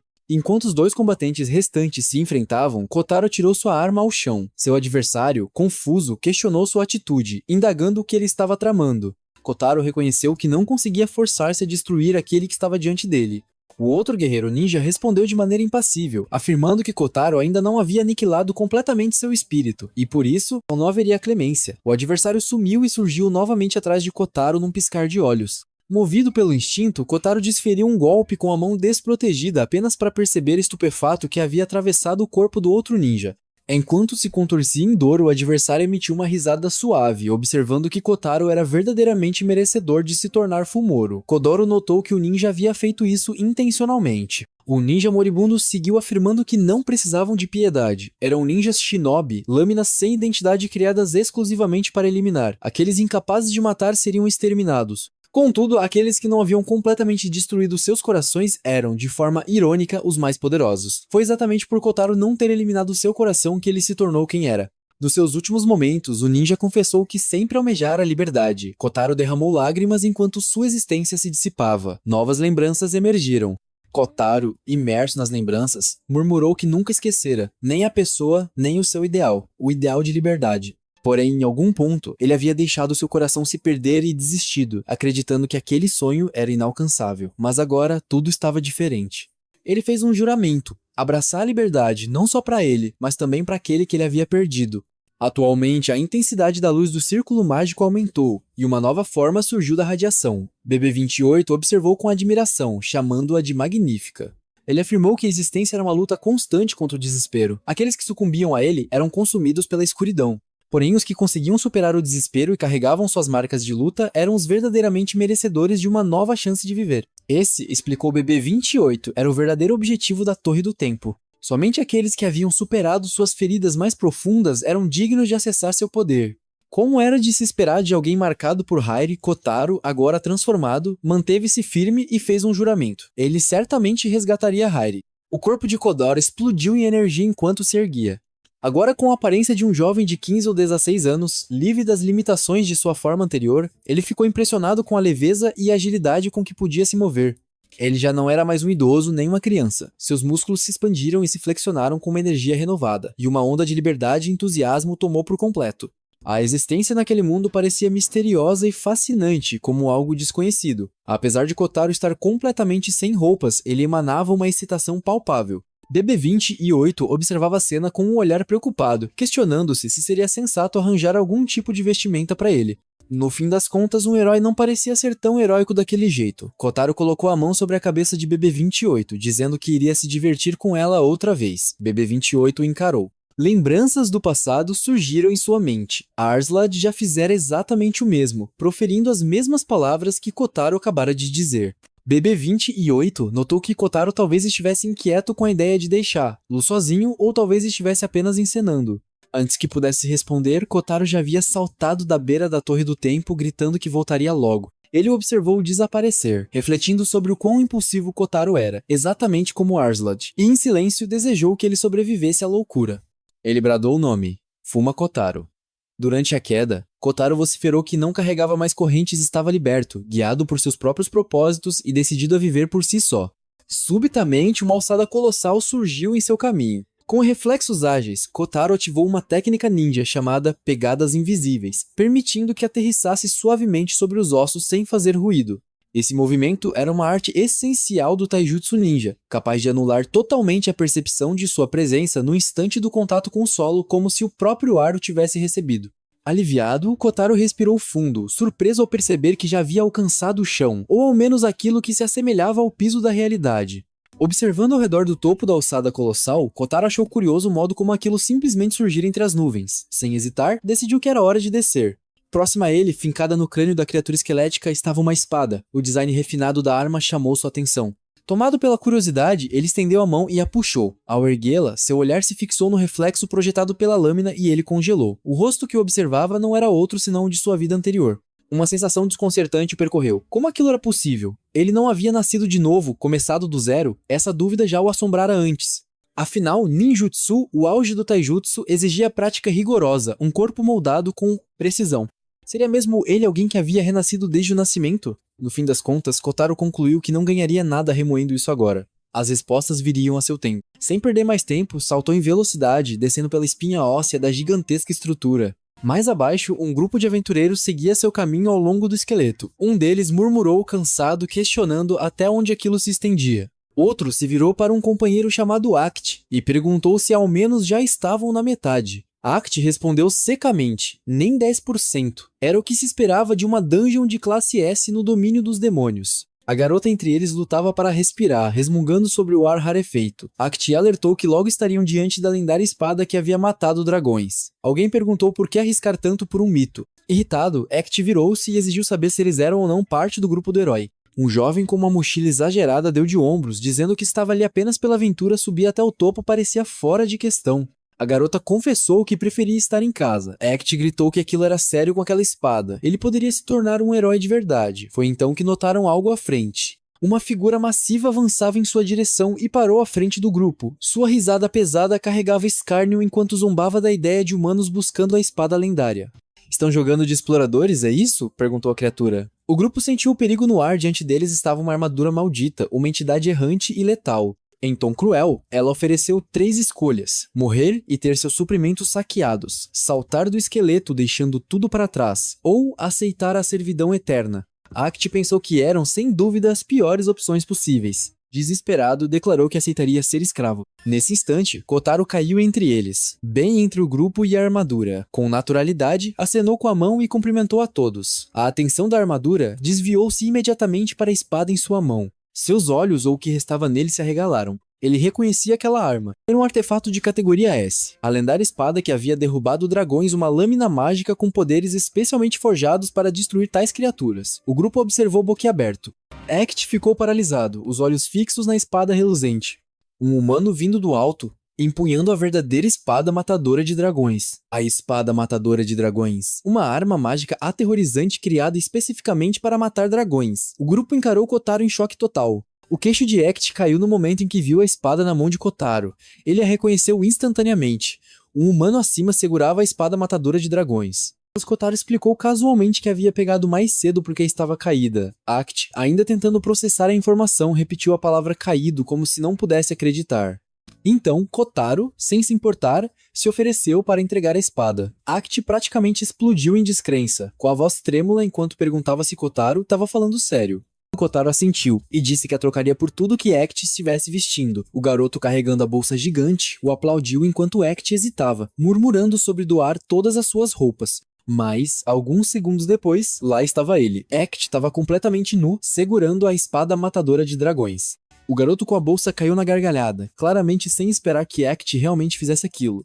A garota estremeceu, cobrindo os olhos e dizendo: o corpo feio do Act era demais para aguentar. Enquanto isso, Kotaro comemorava como se tivesse ganhado na loteria. Ele finalmente estava vestido, agora usando trajes, uma capa de aventureiro, roupas de viajante e um par de botas de aventureiro. Só então percebeu que estiva nu o tempo todo, um pensamento tão chocante que fez a garota desmaiar de excitação. De repente, risadas ecoaram por perto. A armadura errante apareceu, cacarejando como se tivesse acabado de tirar a sorte grande. Ela estendeu a mão, exigindo a espada. Antes que Kotaro pudesse reagir, um clarão de aço cortou o ar, e a armadura foi cortada ao meio. Parado à sua frente, Kotaro viu Act, mas algo estava seriamente errado. O rosto de Act se contorceu em um sorriso louco, seus olhos arregalados. Ele murmurou para si mesmo com um sorriso perturbado, falando sobre cortar tudo em pedaços. O garoto com a bolsa gritou, perguntando o que diabos havia de errado com ele. A garota que observava atentamente disse que Act devia ter enlouquecido por causa da espada matadora de dragões. O garoto piscou confuso. Então a garota explicou. A espada era amaldiçoada. Se você não tivesse força de vontade suficiente, ela te deixaria completamente louco. Act gritou como um maníaco, pronto para atacar novamente.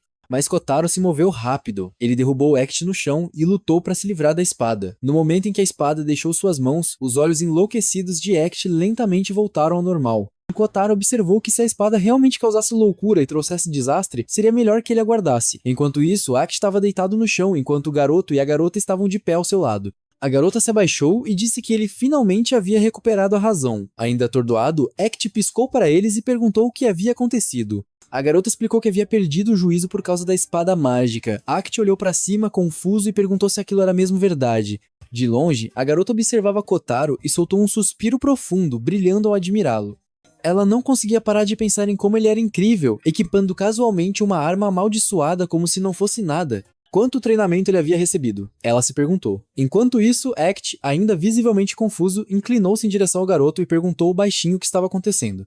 O garoto, ainda olhando sonhadoramente para a garota, respondeu num sussurro. Era amor. Lá embaixo, Kotaro finalmente alcançou a base do enorme esqueleto. Ajoelhou-se, pressionando a mão no chão, estudando cuidadosamente o terreno. Ele avistou 5 ou 6 pegadas humanas distintas na terra. Perto dali havia outra trilha. A princípio, Kotaro pensou que fosse de um urso, mas depois de se concentrar, percebeu que não era. Era um Demonkin. Decidindo rapidamente, escolheu seguir o caminho com mais pegadas humanas. Isso provavelmente o levaria ao último reduto da humanidade, o lugar para onde se dirigia Hydrat. Esse seria seu primeiro destino. Assim que Kotaro partiu, ele congelou. O som da luta ecoou por perto. Muito perto. A cena mudou. O chão à frente estava coberto de cadáveres, corpos espalhados pelo campo de batalha como decorações grotescas. Em meio à carnificina, uma das criaturas mutiladas no chão encharcado de sangue se contraiu, lutando para levantar a cabeça. Com seu último suspiro, sussurrou incrédulo sobre a presença de um ser humano, detentor de um poder tão imenso. Mas antes que pudesse terminar, um pé pesado desceu com força, pisoteando seu crânio sem hesitar. O responsável agachou-se ao lado do cadáver destroçado e, sem pensar duas vezes, começou a devorar os restos mortais. De algum lugar próximo, uma voz gritou, perguntando para onde tinham ido, notando que ainda havia lobos por perto para comer e, casualmente, apontando que ela parecia ter diminuído de tamanho. Mei, mastigando alegremente a carne, murmurou baixinho, saboroso. De uma distância segura, Kotaro observava tudo se desenrolar. Ele olhava incrédulo, seu cérebro lutando para processar o que estava vendo. Estavam comendo carne de monstro. Os olhos de Kotaro brilharam de excitação enquanto ele gritava que tinha acabado de encontrar alguns esquisitos. Enquanto brilhava de alegria, um rugido ensurdecedor ecoou repentinamente ao seu redor. Instintivamente, ele tapou os ouvidos com as mãos, apenas para perceber que o barulho não era de um inimigo, era o estômago de alguém, especificamente Mei gemeu, ainda faminta. A estranha criatura presa ao seu corpo sugeria que poderia haver lobos por perto que pudessem devorar, mas a atenção de Mei rapidamente se voltou para Kotaro, que estava parado ali acenando para eles como um idiota, com um sorriso de orelha a orelha.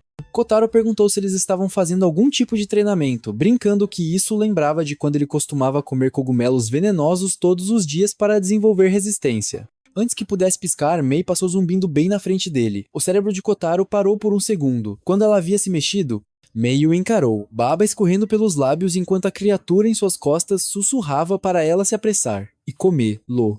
Eles estavam emocionados por finalmente encontrar humanos neste mundo. Começavam a achar que era apenas um paraíso para lobos. Mei hesitou, fazendo a criatura resmungar e perguntar qual era o problema. Mei resmungou que não conseguia se obrigar a comer pessoas inocentes. A criatura protestou, lembrando-a de que eles já haviam morrido uma vez, então não importava. Ao ouvir isso, Kotaro se animou e perguntou se eles eram reencarnados como ele. A criatura deu de ombros, admitindo que a palavra meio que se encaixava. O rosto inteiro de Kotaro se iluminou.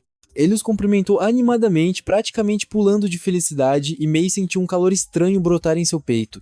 De repente, se afastando, Mei avisou Kotaro para não chegar mais perto. Ela disse que era um monstro e que se ele não tomasse cuidado, ela o comeria. Kotaro congelou enquanto as palavras dela ecoavam em sua mente. Memórias de sua vida passada despertaram. Memórias de também ter sido chamado de monstro, mas em vez de sentir medo, ele apenas sorriu gentilmente para ela. Ele disse que tudo bem, que eles eram iguais e que ele não se importava. Lentamente estendeu a mão para ela. Mei se encolheu de surpresa, seu coração apertando diante daquela gentileza. Ela sussurrou que estava feliz. Então, sem pensar, mordeu o dedo de Kotaro. Ele gritou, puxando a mão de volta, e perguntou o que tinha acontecido com o aperto de mão amigável que ele esperava. Percebendo o que tinha feito, Mei entrou em pânico, jogou-se no chão e começou a se contorcer, lamentando que havia arruinado tudo de novo e que não conseguia se dar bem com ninguém. Naquele momento, uma sombra enorme pairou sobre Kotaro. O chefe lobisomem se erguia atrás dele, tremendo de raiva. Ele rugiu dizendo que eles haviam matado seus irmãos e que ele jamais os perdoaria. Kotaro sentiu instantaneamente a onda de intenção assassina. Começou a se virar em sua direção, mas Mei passou por ele como um borrão. Seus olhos brilhavam famintos enquanto ela perguntava se aquela coisa gigante era para ela. Sem hesitar, ela atravessou o monstruoso lobisomem com uma mordida aterrorizante, derrubando-o como um saco de batatas. Kotaro ficou ali, sorrindo de espanto. Em sua mente, ele pensou, definitivamente uma garota interessante. Kotaro logo percebeu que não haviam trocado nomes, então se apresentou como Fuma Kotaro. Mei respondeu explicando que caçava aqueles que faziam mal aos humanos, predadores, e que seu pseudônimo era Chapeuzinho Vermelho, às vezes até mesmo Canibal Rude. Kotaro comentou casualmente sobre como ela comia de forma limpa, notando que nem sangue ou ossos haviam sido deixados para trás, dizendo que estava com pressa. Kotaro mencionou que eles poderiam se cruzar novamente em outro lugar. Mei congelou por um momento, seu olhar fixo nele, e um leve rubor subiu às suas bochechas. Suavemente, ela admitiu que também esperava por isso, acrescentando que talvez um dia finalmente tivesse um amigo. Enquanto falava, lembranças dos amigos que havia perdido cintilavam dolorosamente em sua mente. A criatura presa ao seu lado murmurou que provavelmente era inútil de qualquer maneira, já que eles provavelmente acabariam devorando novos amigos novamente. Com uma despedida pesada e resignada, Mei se virou e partiu, bem ao leste, perto das montanhas dos Senhores da Guerra e perto de Hydrat. A cena mudou. Para a muralha destruída da cidade de Elorado, as silhuetas de Arslad, Hiri e Miria permaneciam em silêncio. Abaixo deles, um homem gritava aterrorizado, implorando para não ser morto. Sua voz tremia de pânico ao contemplar a devastação à sua frente. As outrora imponentes muralhas de Elorado haviam sido completamente destruídas. A cidade orgulhosa havia sido reduzida a ruínas sem vida. Lutando para compreender a carnificina, o homem questionou em voz alta por que os antigos heróis, aqueles outrora aclamados como salvadores da humanidade, puderam cometer algo tão impensável. Enquanto isso, Kotaro permanecia sozinho à beira de um penhasco, observando a paisagem árida que se estendia à sua frente. Ele notou silenciosamente o vasto número de humanos desaparecidos, as cidades destruídas e as enormes crateras que marcavam a Terra. Perguntas fervilhavam em sua mente sobre o que poderia ter causado tamanha destruição. Aguçando seus sentidos, Kotaro examinou a área até captar fracos gritos de socorro. Alguém estava sendo atacado por demônios. Percebendo que os demônios ainda rondavam a região e que humanos estavam sendo massacrados, ele concluiu que um demônio poderoso devia ter passado por ali. Atrás dele, Mei espiou nervosamente de seu esconderijo. Apesar da enorme distância que ela havia percorrido, mais de 1.500 quilômetros, ela de alguma forma o acompanhou. Ciente de sua presença, Kotaro se perguntou como ela havia conseguido. Sem se virar, ele a chamou, convidando a parar de se esgueirar e simplesmente ir com ele. Mei entrou em pânico, tomada pela incerteza agora que havia sido notada.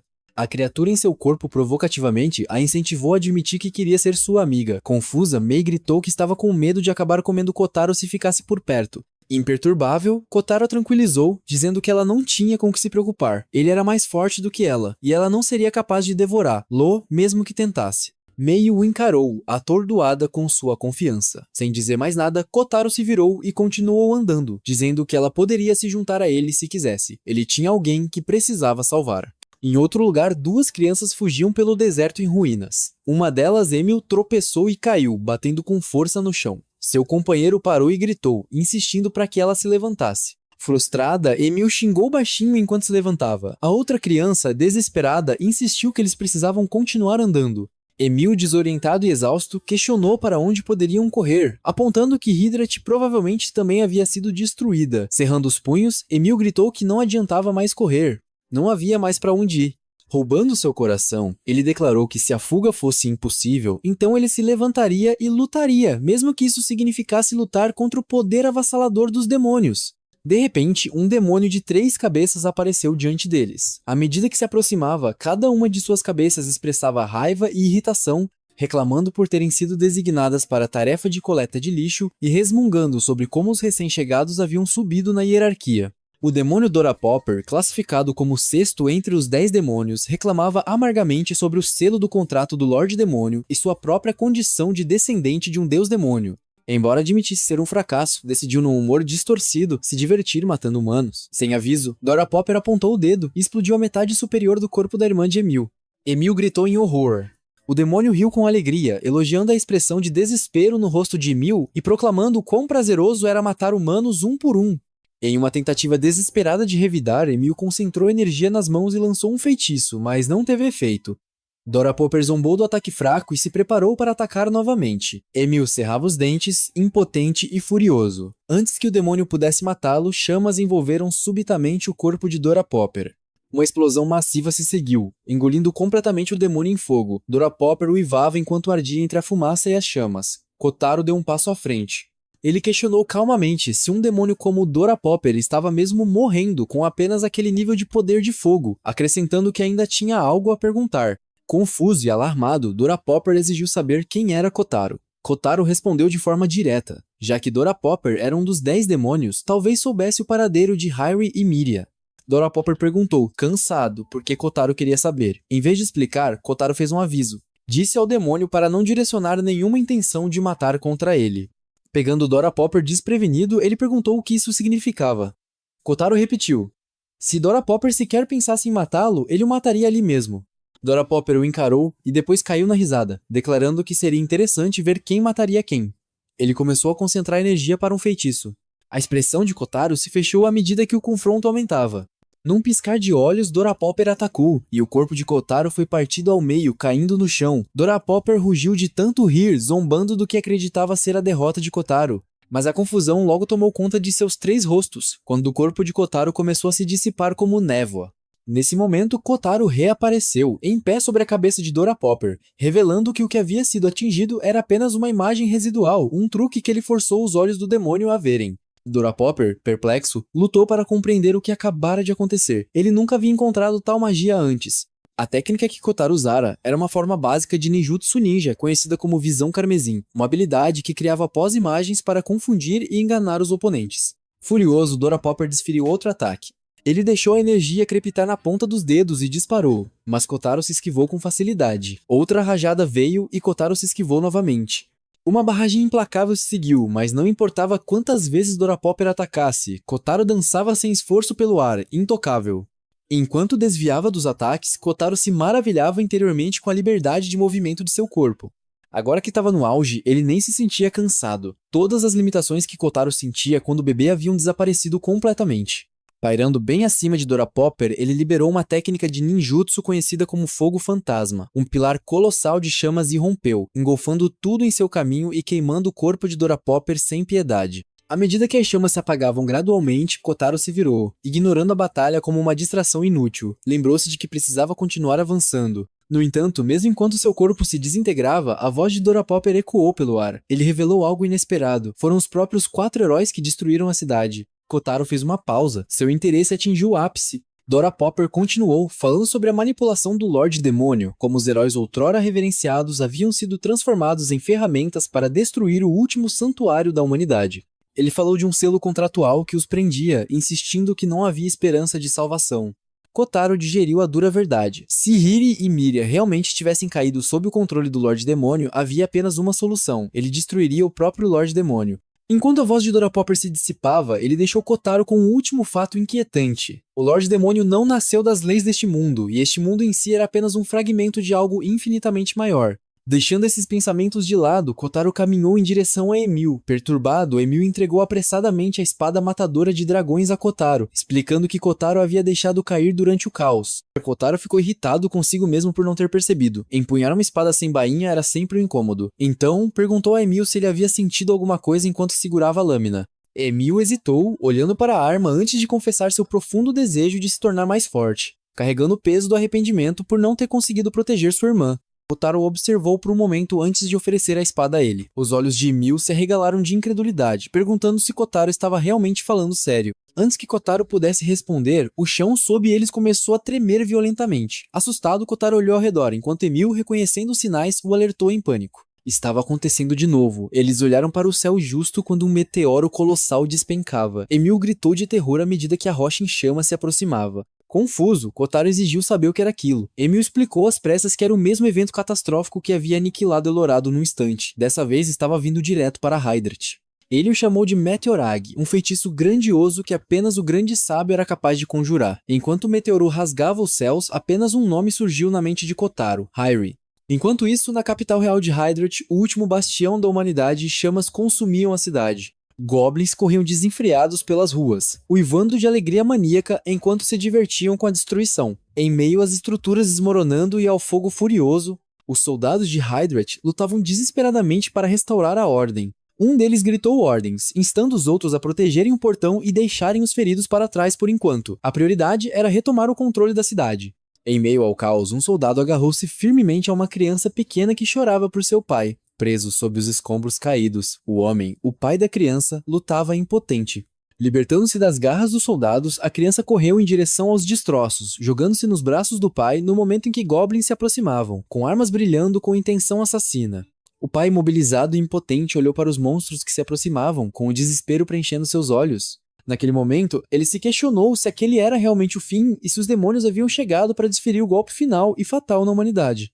Mas então, algo inesperado chamou a atenção de Kotaro, um objeto em chamas caindo rapidamente do céu. Confuso e tenso, ele encarou um meteoro que se aproximava velozmente da cidade já destruída. Longe da capital, Kotaro correu em direção a Hydrat, com os olhos fixos no meteoro que se aproximava. Percebendo que não conseguiria na velocidade atual, ativou um ninjutsu de alta velocidade, a velocidade da luz. Concentrando a eletricidade bioeletrônica dentro de seu corpo nas pernas, ele desencadeou uma onda massiva, lançando-se para frente com força explosiva.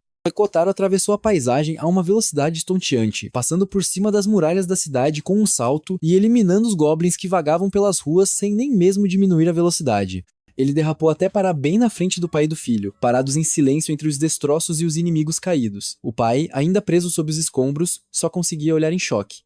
Os goblins foram eliminados num piscar de olhos, e ele se esforçou para processar o que acabara de acontecer. Tentando se concentrar no problema maior, gritou para Kotaro avisar a todos e escapar antes que o meteoro o atingisse, mas Kotaro não disse nada. Em vez disso, deu um passo à frente e calmamente colocou a mão no pedaço gigante de pedra, imobilizando o homem. O pai, com a descrença estampada no rosto, insistiu que a rocha era impossível de levantar, que seriam necessários mais de 10 homens. Mas Kotaro, sem dizer uma palavra, ergueu-a casualmente com uma das mãos, deixando pai e filho paralisados, em choque. Enquanto os olhava, Kotaro pensou no motivo de sua vinda. Sua intenção era salvar Hairi, mas em algum momento, sem perceber, começou a lutar pela própria cidade. Iri o havia transformado mais do que ele jamais imaginara. Sem um segundo de hesitação, Kotaro lançou outra carga de relâmpago de ninjutsu alto, canalizando bioeletricidade bruta para a rocha gigante. Ele a arremessou direto para o céu. Ela disparou para cima, colidindo com um meteoro em queda com uma explosão ofuscante que iluminou a cidade em ruínas e obliterou completamente a ameaça. Quando a luz finalmente se apagou e o silêncio retornou, o Kotaro ficou imóvel. Naquele momento de silêncio, ele percebeu algo profundo. Ele não estava mais sozinho. O pai, impressionado com tudo que havia testemunhado, sussurrou com admiração que um verdadeiro herói finalmente havia chegado. Enquanto isso, no topo da muralha da Hydrate, uma figura encapuzada apareceu, levantando a mão para lançar outro feitiço devastador, Meteorag, o enxame de meteoros. Mas antes que o feitiço pudesse terminar, Kotaro reapareceu mais uma vez, encarando a figura de frente e proferindo um único nome carregado de emoção. Hairi! Hairi olhou para Kotaro, com os olhos cheios de lágrimas enquanto se encaravam. Sua voz tremeu enquanto ela se desculpava, mal conseguindo falar.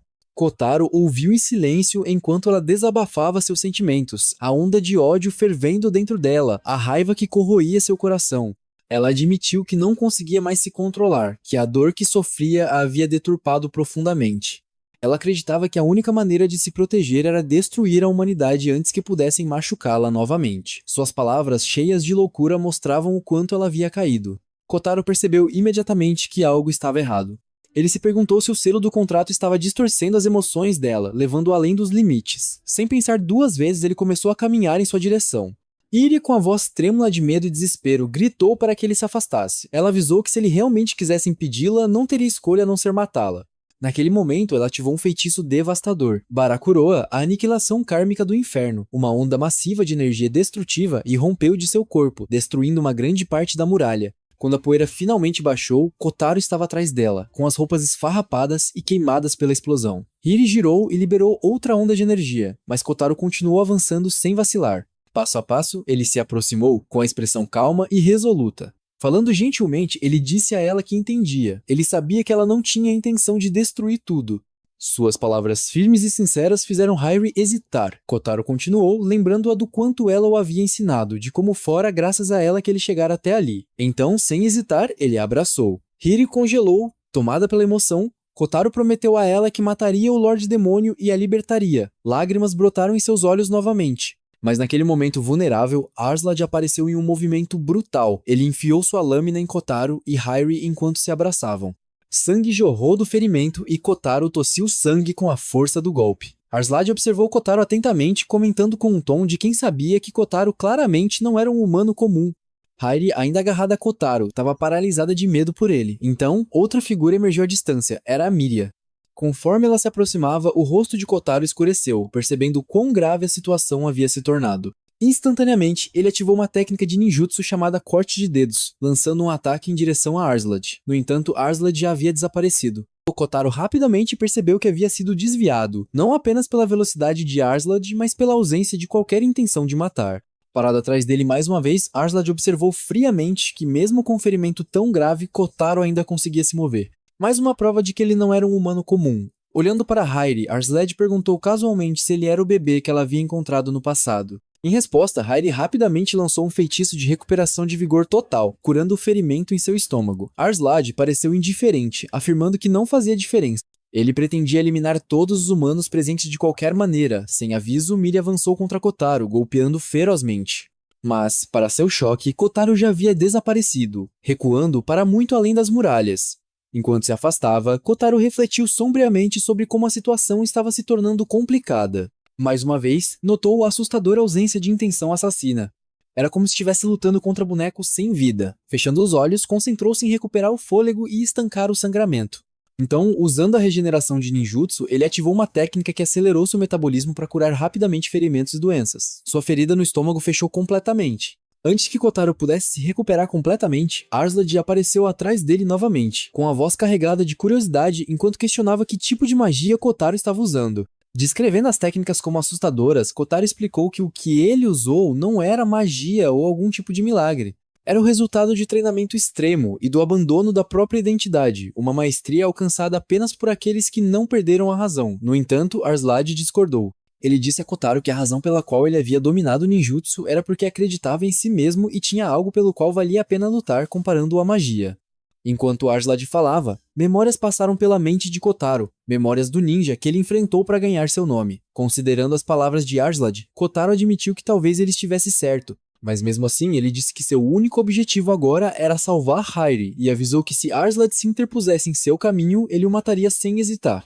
Arslan, imperturbável, reagiu à determinação de Kotaro incitando a ir até ele. Enquanto falava, lançou um feitiço que dobrou seu poder de ataque avançando para a batalha. Kotaro respondeu ativando um ninjutsu chamado Fogo Fantasma, envolvendo seu corpo em chamas rugindo. Sem perder tempo, os dois avançaram um contra o outro, colidindo no ar e trocando golpes em um impasse feroz. Enquanto lutavam, Arslan comentou sobre a natureza misteriosa do ninjutsu.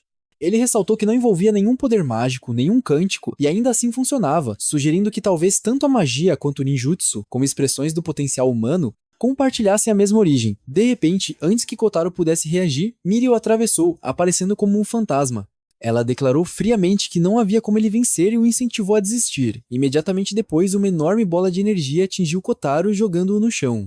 Veio de Hiri, que mesmo enquanto atacava, se desculpou suavemente. Quando a poeira baixou, Kotaro ficou imóvel, refletindo sobre o que acabara de acontecer. Nenhum deles, nem Hairi, nem Miria, nem mesmo Arslan, o estava atacando com verdadeira intenção de matar. Falavam em matá-lo, gritavam ódio contra ele, mas no fundo ninguém realmente o queria morto. Kotaro percebeu que talvez estivessem resistindo ao selo do contrato do Lorde Demônio, atacando-o por fora, enquanto secretamente esperavam que ele os matasse. Dividido por essa constatação, Kotaro hesitou, debatendo-se internamente sobre o que fazer. Antes que pudesse agir, Arslan apareceu atrás dele, pronto para atacar.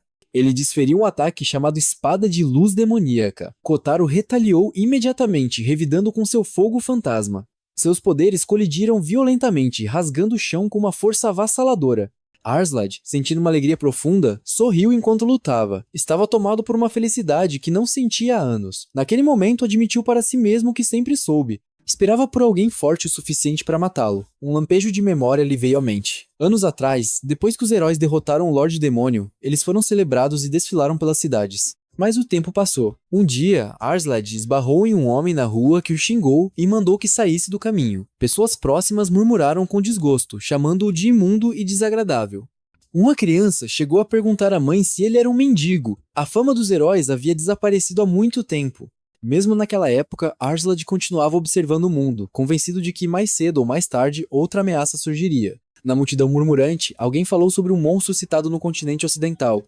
Arslan reafirmou sua crença. Proteger o mundo era seu dever, era o que lhe ensinaram desde o início.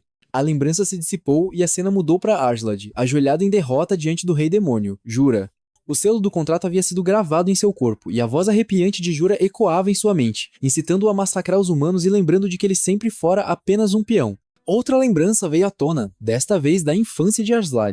Ele se lembrou de como os aldeões o elogiaram, chamando-o de extraordinário e o incentivando a se tornar seu herói, o orgulho de seu lar. Eles o incutiram a crença de que os fortes tinham o dever de proteger os fracos, repetindo a mensagem implacavelmente. Naquela época, Arslan se apegara a essas palavras, realmente se vendo como o mais corajoso e o mais forte, destinado a se tornar um herói. Mas a voz de Jura cortou essas memórias calorosas, envenenando-as com dúvidas, insistindo que tudo não passara de uma mentira, que Arslan só havia sido usado. Lentamente, mas com firmeza, o selo do contrato acenou para seu espírito, levando-o à loucura. Em algum lugar lá no fundo, um pensamento sombrio começou a brotar, um sussurro de que talvez ele devesse matar os humanos que o haviam traído. Essa ideia venenosa o consumia, deixando-o com uma profunda sensação de não ser digno do título de herói. No presente, Arslan, afogado em desespero, silenciosamente desejava que Kotaro acabasse com sua vida. Ele também gritava por dentro, implorando para que Kotaro a matasse. Até mesmo Miria, sem dizer uma palavra, reconheceu que talvez aquele garoto fosse realmente capaz de acabar com ela. Enquanto o grupo avançava em sua direção, a mente de Kotaro girava. Sem saber a localização exata do Lorde Demônio, ele se perguntava se a única forma de salvá-las era através da morte. Ele se questionava se realmente não havia outro caminho, se matá-las era a única forma de libertá-las. Reunindo coragem, Kotaro ativou um ninjutsu proibido. Shaka, transformação ardente, uma das 12 artes tabu de Fuma. Uma explosão imensa de fogo se espalhou ao redor, destruindo tudo nas proximidades. Essa técnica avançada forçava uma liberação extrema de sebo pelo corpo, provocando uma explosão devastadora pela boca. E embora tenha obliterado tudo num raio de centenas de metros, também impôs um fardo tremendo ao usuário. À medida que as chamas começavam a se dissipar, Kotaro viu Hairi e Miria caídas inconscientes no chão carbonizado. De repente, uma imagem espectral do Lorde Demônio Jura se materializou acima delas, zombando de sua fraqueza e ordenando que desaparecessem. O selo de contrato em volta dos pescoços delas apertou impiedosamente. Ao ver Hairi se contorcendo de dor, Kotaro gritou por ela. Apesar da agonia, Hairi com a voz fraca conseguiu expressar sua gratidão a Kotaro por tentar salvá-las. O pânico tomou conta da mente de Kotaro enquanto ele buscava desesperadamente uma forma de quebrar o selo. Ele se lembrou das palavras de Arslan mais cedo como um ninjutsu, embora diferente da magia, talvez compartilhasse as mesmas raízes. Seus pensamentos então correram para o feitiço que Hiri havia usado uma vez em Elva para romper um selo de contrato. Agarrando-se a essa lembrança, Kotaro começou a preparar uma nova técnica. Estigma Sagrado Congelante, uma forma de magia ancestral, datada da era em que a humanidade e os Denkind lutaram contra os deuses. Essa técnica envolvia materializar o espessamento dentro do corpo e canalizá-lo para fora, produzindo fenômenos milagrosos. Enquanto Kotaro recitava a invocação, a energia ao redor se reunia, tornando-se cada vez mais densa, até explodir em uma onda brilhante que disparou em direção a Hairi e aos outros. Hiri, com a mente girando, olhou maravilhada enquanto a luz avassaladora os envolvia. Hiri se perguntou se aquilo era realmente o antigo feitiço dos estigmas sagrados congelantes, lutando para acreditar que fora Kotaro quem o havia realizado. Quando o selo de contrato desapareceu de seu pescoço, ela percebeu que não era um feitiço qualquer. Era um poder maior do que tudo o que ela já havia testemunhado. Uma magia tão avassaladora que parecia quebrar as regras que ela pensava entender. Depois de usar a técnica, Kotaro ficou imóvel, cambaleando devido à quantidade de energia que havia consumido. Hairi manteve os olhos arregalados fixos nele, notando que o selo do contrato havia desaparecido. Quando viu começar a cair, correu para a frente e o pegou nos braços, abraçando-o com força por pura gratidão por ter lá salvado. Kotaro, ainda recuperando o fôlego, soltou uma risada suave e com um sorriso disse a ela que parecia que ela finalmente havia recuperado a razão. Ele explicou que havia tentado a técnica sem pensar muito, apenas copiando algo que fizera com uma fada. Ouvindo isso, Hai, ainda impressionada, admitiu que nunca tinha visto magia assim antes. Em seu coração, ela acreditava que devia ser o ninjutsu único de Kotaro se misturando à própria magia, criando algo inteiramente novo. Kotaro, inclinando a cabeça, repetiu a ideia em voz alta, questionando se combinar ninjutsu e magia seria realmente possível. Enquanto isso, Miria notou que o selo do contrato também havia desaparecido dela. Ela pulou de alegria, gritando que não sentia mais raiva dos humanos. Exultante, começou a elogiar a força de Kotaro, anunciando que o tornaria oficialmente o chefe guerreiro de Hydrite. Kotaro, sorrindo maliciosamente, decidiu começar a brincar com suas orelhas novamente sem aviso. Envergonhada além da conta, Miria ficou vermelha por dentro. Perturbada, deu um tapa forte no rosto de Kotaro, chamando de pervertido e gritando com ele por causa de onde ele estava se agarrando. Ao lado, Arslan observava tudo acontecer em silêncio, seu corpo começando a desaparecer lentamente. Imerso em pensamentos, depositou suas esperanças em Kotaro, Hairi e Miria. Ele acreditava que, sob a liderança de Kotaro, eles poderiam até superar o Lorde Demônio, talvez até os próprios demônios. Embora uma parte dele ainda lamentasse não ter cumprido seu dever de herói, sentia-se confortado pela ideia de que poderiam ter sucesso onde ele havia falhado. Então aproximou-se da forma desaparecida de Arslan.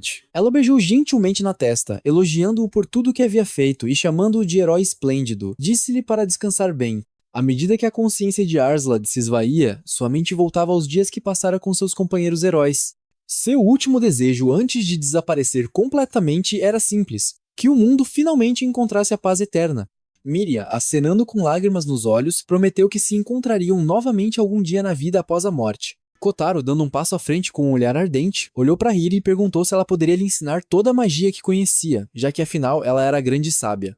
Não demorou muito para que os sobreviventes cercassem Kotaro após o retorno à cidade. Rumores se espalharam rapidamente. Alguns alegaram tê-lo visto trazer os heróis de volta à razão. Outros insistiram que o testemunharam destruir o meteoro e exterminar os goblins em um piscar de olhos. A multidão começou a agradecer-lo por salvar-los, aclamando como seu novo herói. Kotaro foi tomado pela emoção. Seu rosto ficou vermelho. Ele nunca havia experimentado uma gratidão tão sincera antes. Hiri estava no meio da multidão, sorrindo calorosamente para ele. O garoto a quem Kotaro dera a espada observava com olhos brilhantes, radiante de alegria, enquanto Miria também observava em silêncio. Até Mei, que espiava por trás de uma parede, e Servain, que apareceu brevemente antes de desaparecer novamente, estavam lá. De repente, a filha do homem que estava preso sob a pedra correu e abraçou Kotaro, chamando-o de irmão mais velho e agradecendo-lhe por salvar seu pai. Kotaro olhou para cima e avistou o homem vivo e bem. Ele sorriu levemente, achando a sensação estranhamente estranha. Nunca imaginara que alguém como ele quisesse proteger os outros. Interiormente, agradeceu a Hairi, pois era graças a ela que agora queria lutar por alguém além de si mesmo. Enquanto os aplausos por Kotaro continuavam a ecoar pela cidade, uma pequena figura semelhante a um dragão observava à distância. Enquanto isso, em outros lugares, seres angelicais observavam Kotaro com interesse. Um deles comentou que Kotaro era uma criança intrigante, maravilhando-se com o fato dele ter dominado a magia. Outro, sorrindo orgulhosamente, lembrou aos outros que Kotaro era a criança que ele havia escolhido e perguntou se eles não o achavam maravilhoso. Agora, eles refletiam entre si. A questão era simples. Quem mataria o deus demônio, Jura? Jura, tomado pela fúria, ordenou que todos os demônios matassem Kotaro. Como Kotaro havia salvado os 4 heróis, os demônios começaram a se espalhar ainda mais violentamente pelo mundo. Tendo já perdido 5 dos 10 demônios, o Lorde Demônio agora via o garoto ninja como uma grave ameaça. Ele abandonou todos os planos de capturar Kotaro vivo, e em vez disso concentrou-se em tentar eliminá-lo completamente. O mundo estava lentamente mergulhando em um caos sem precedentes. 6 meses depois, em uma terra desolada e em ruínas, uma figura solitária vagava pela devastação. Ela fez uma pausa interiormente, notando que este lugar também havia sido destruído. De repente, um demônio monstruoso apareceu atrás dela, rindo maliciosamente ao ver um sobrevivente. A criatura, um híbrido repugnante de um orc e um homem-lagarto, murmurou alegremente sobre como precisava comer cada vez mais para se fortalecer. Mas, de repente, o demônio foi cortado em vários pedaços facilmente por uma pessoa estranha, uma reencarnada chamada Shani Dark, que possuía um equipamento de nível SSS chamado Necroance, uma espada mágica que evoluía ao consumir sangue. Bem, galera, ficamos por aqui hoje. Sei que estou devendo continuações de algumas obras e que não tô postando muito é que chego partido do trabalho e não tem muito tempo de descanso, mas vou achar um jeito de postar mais obras no canal, então ficam ligados. Deixem o like e comentam parte 6.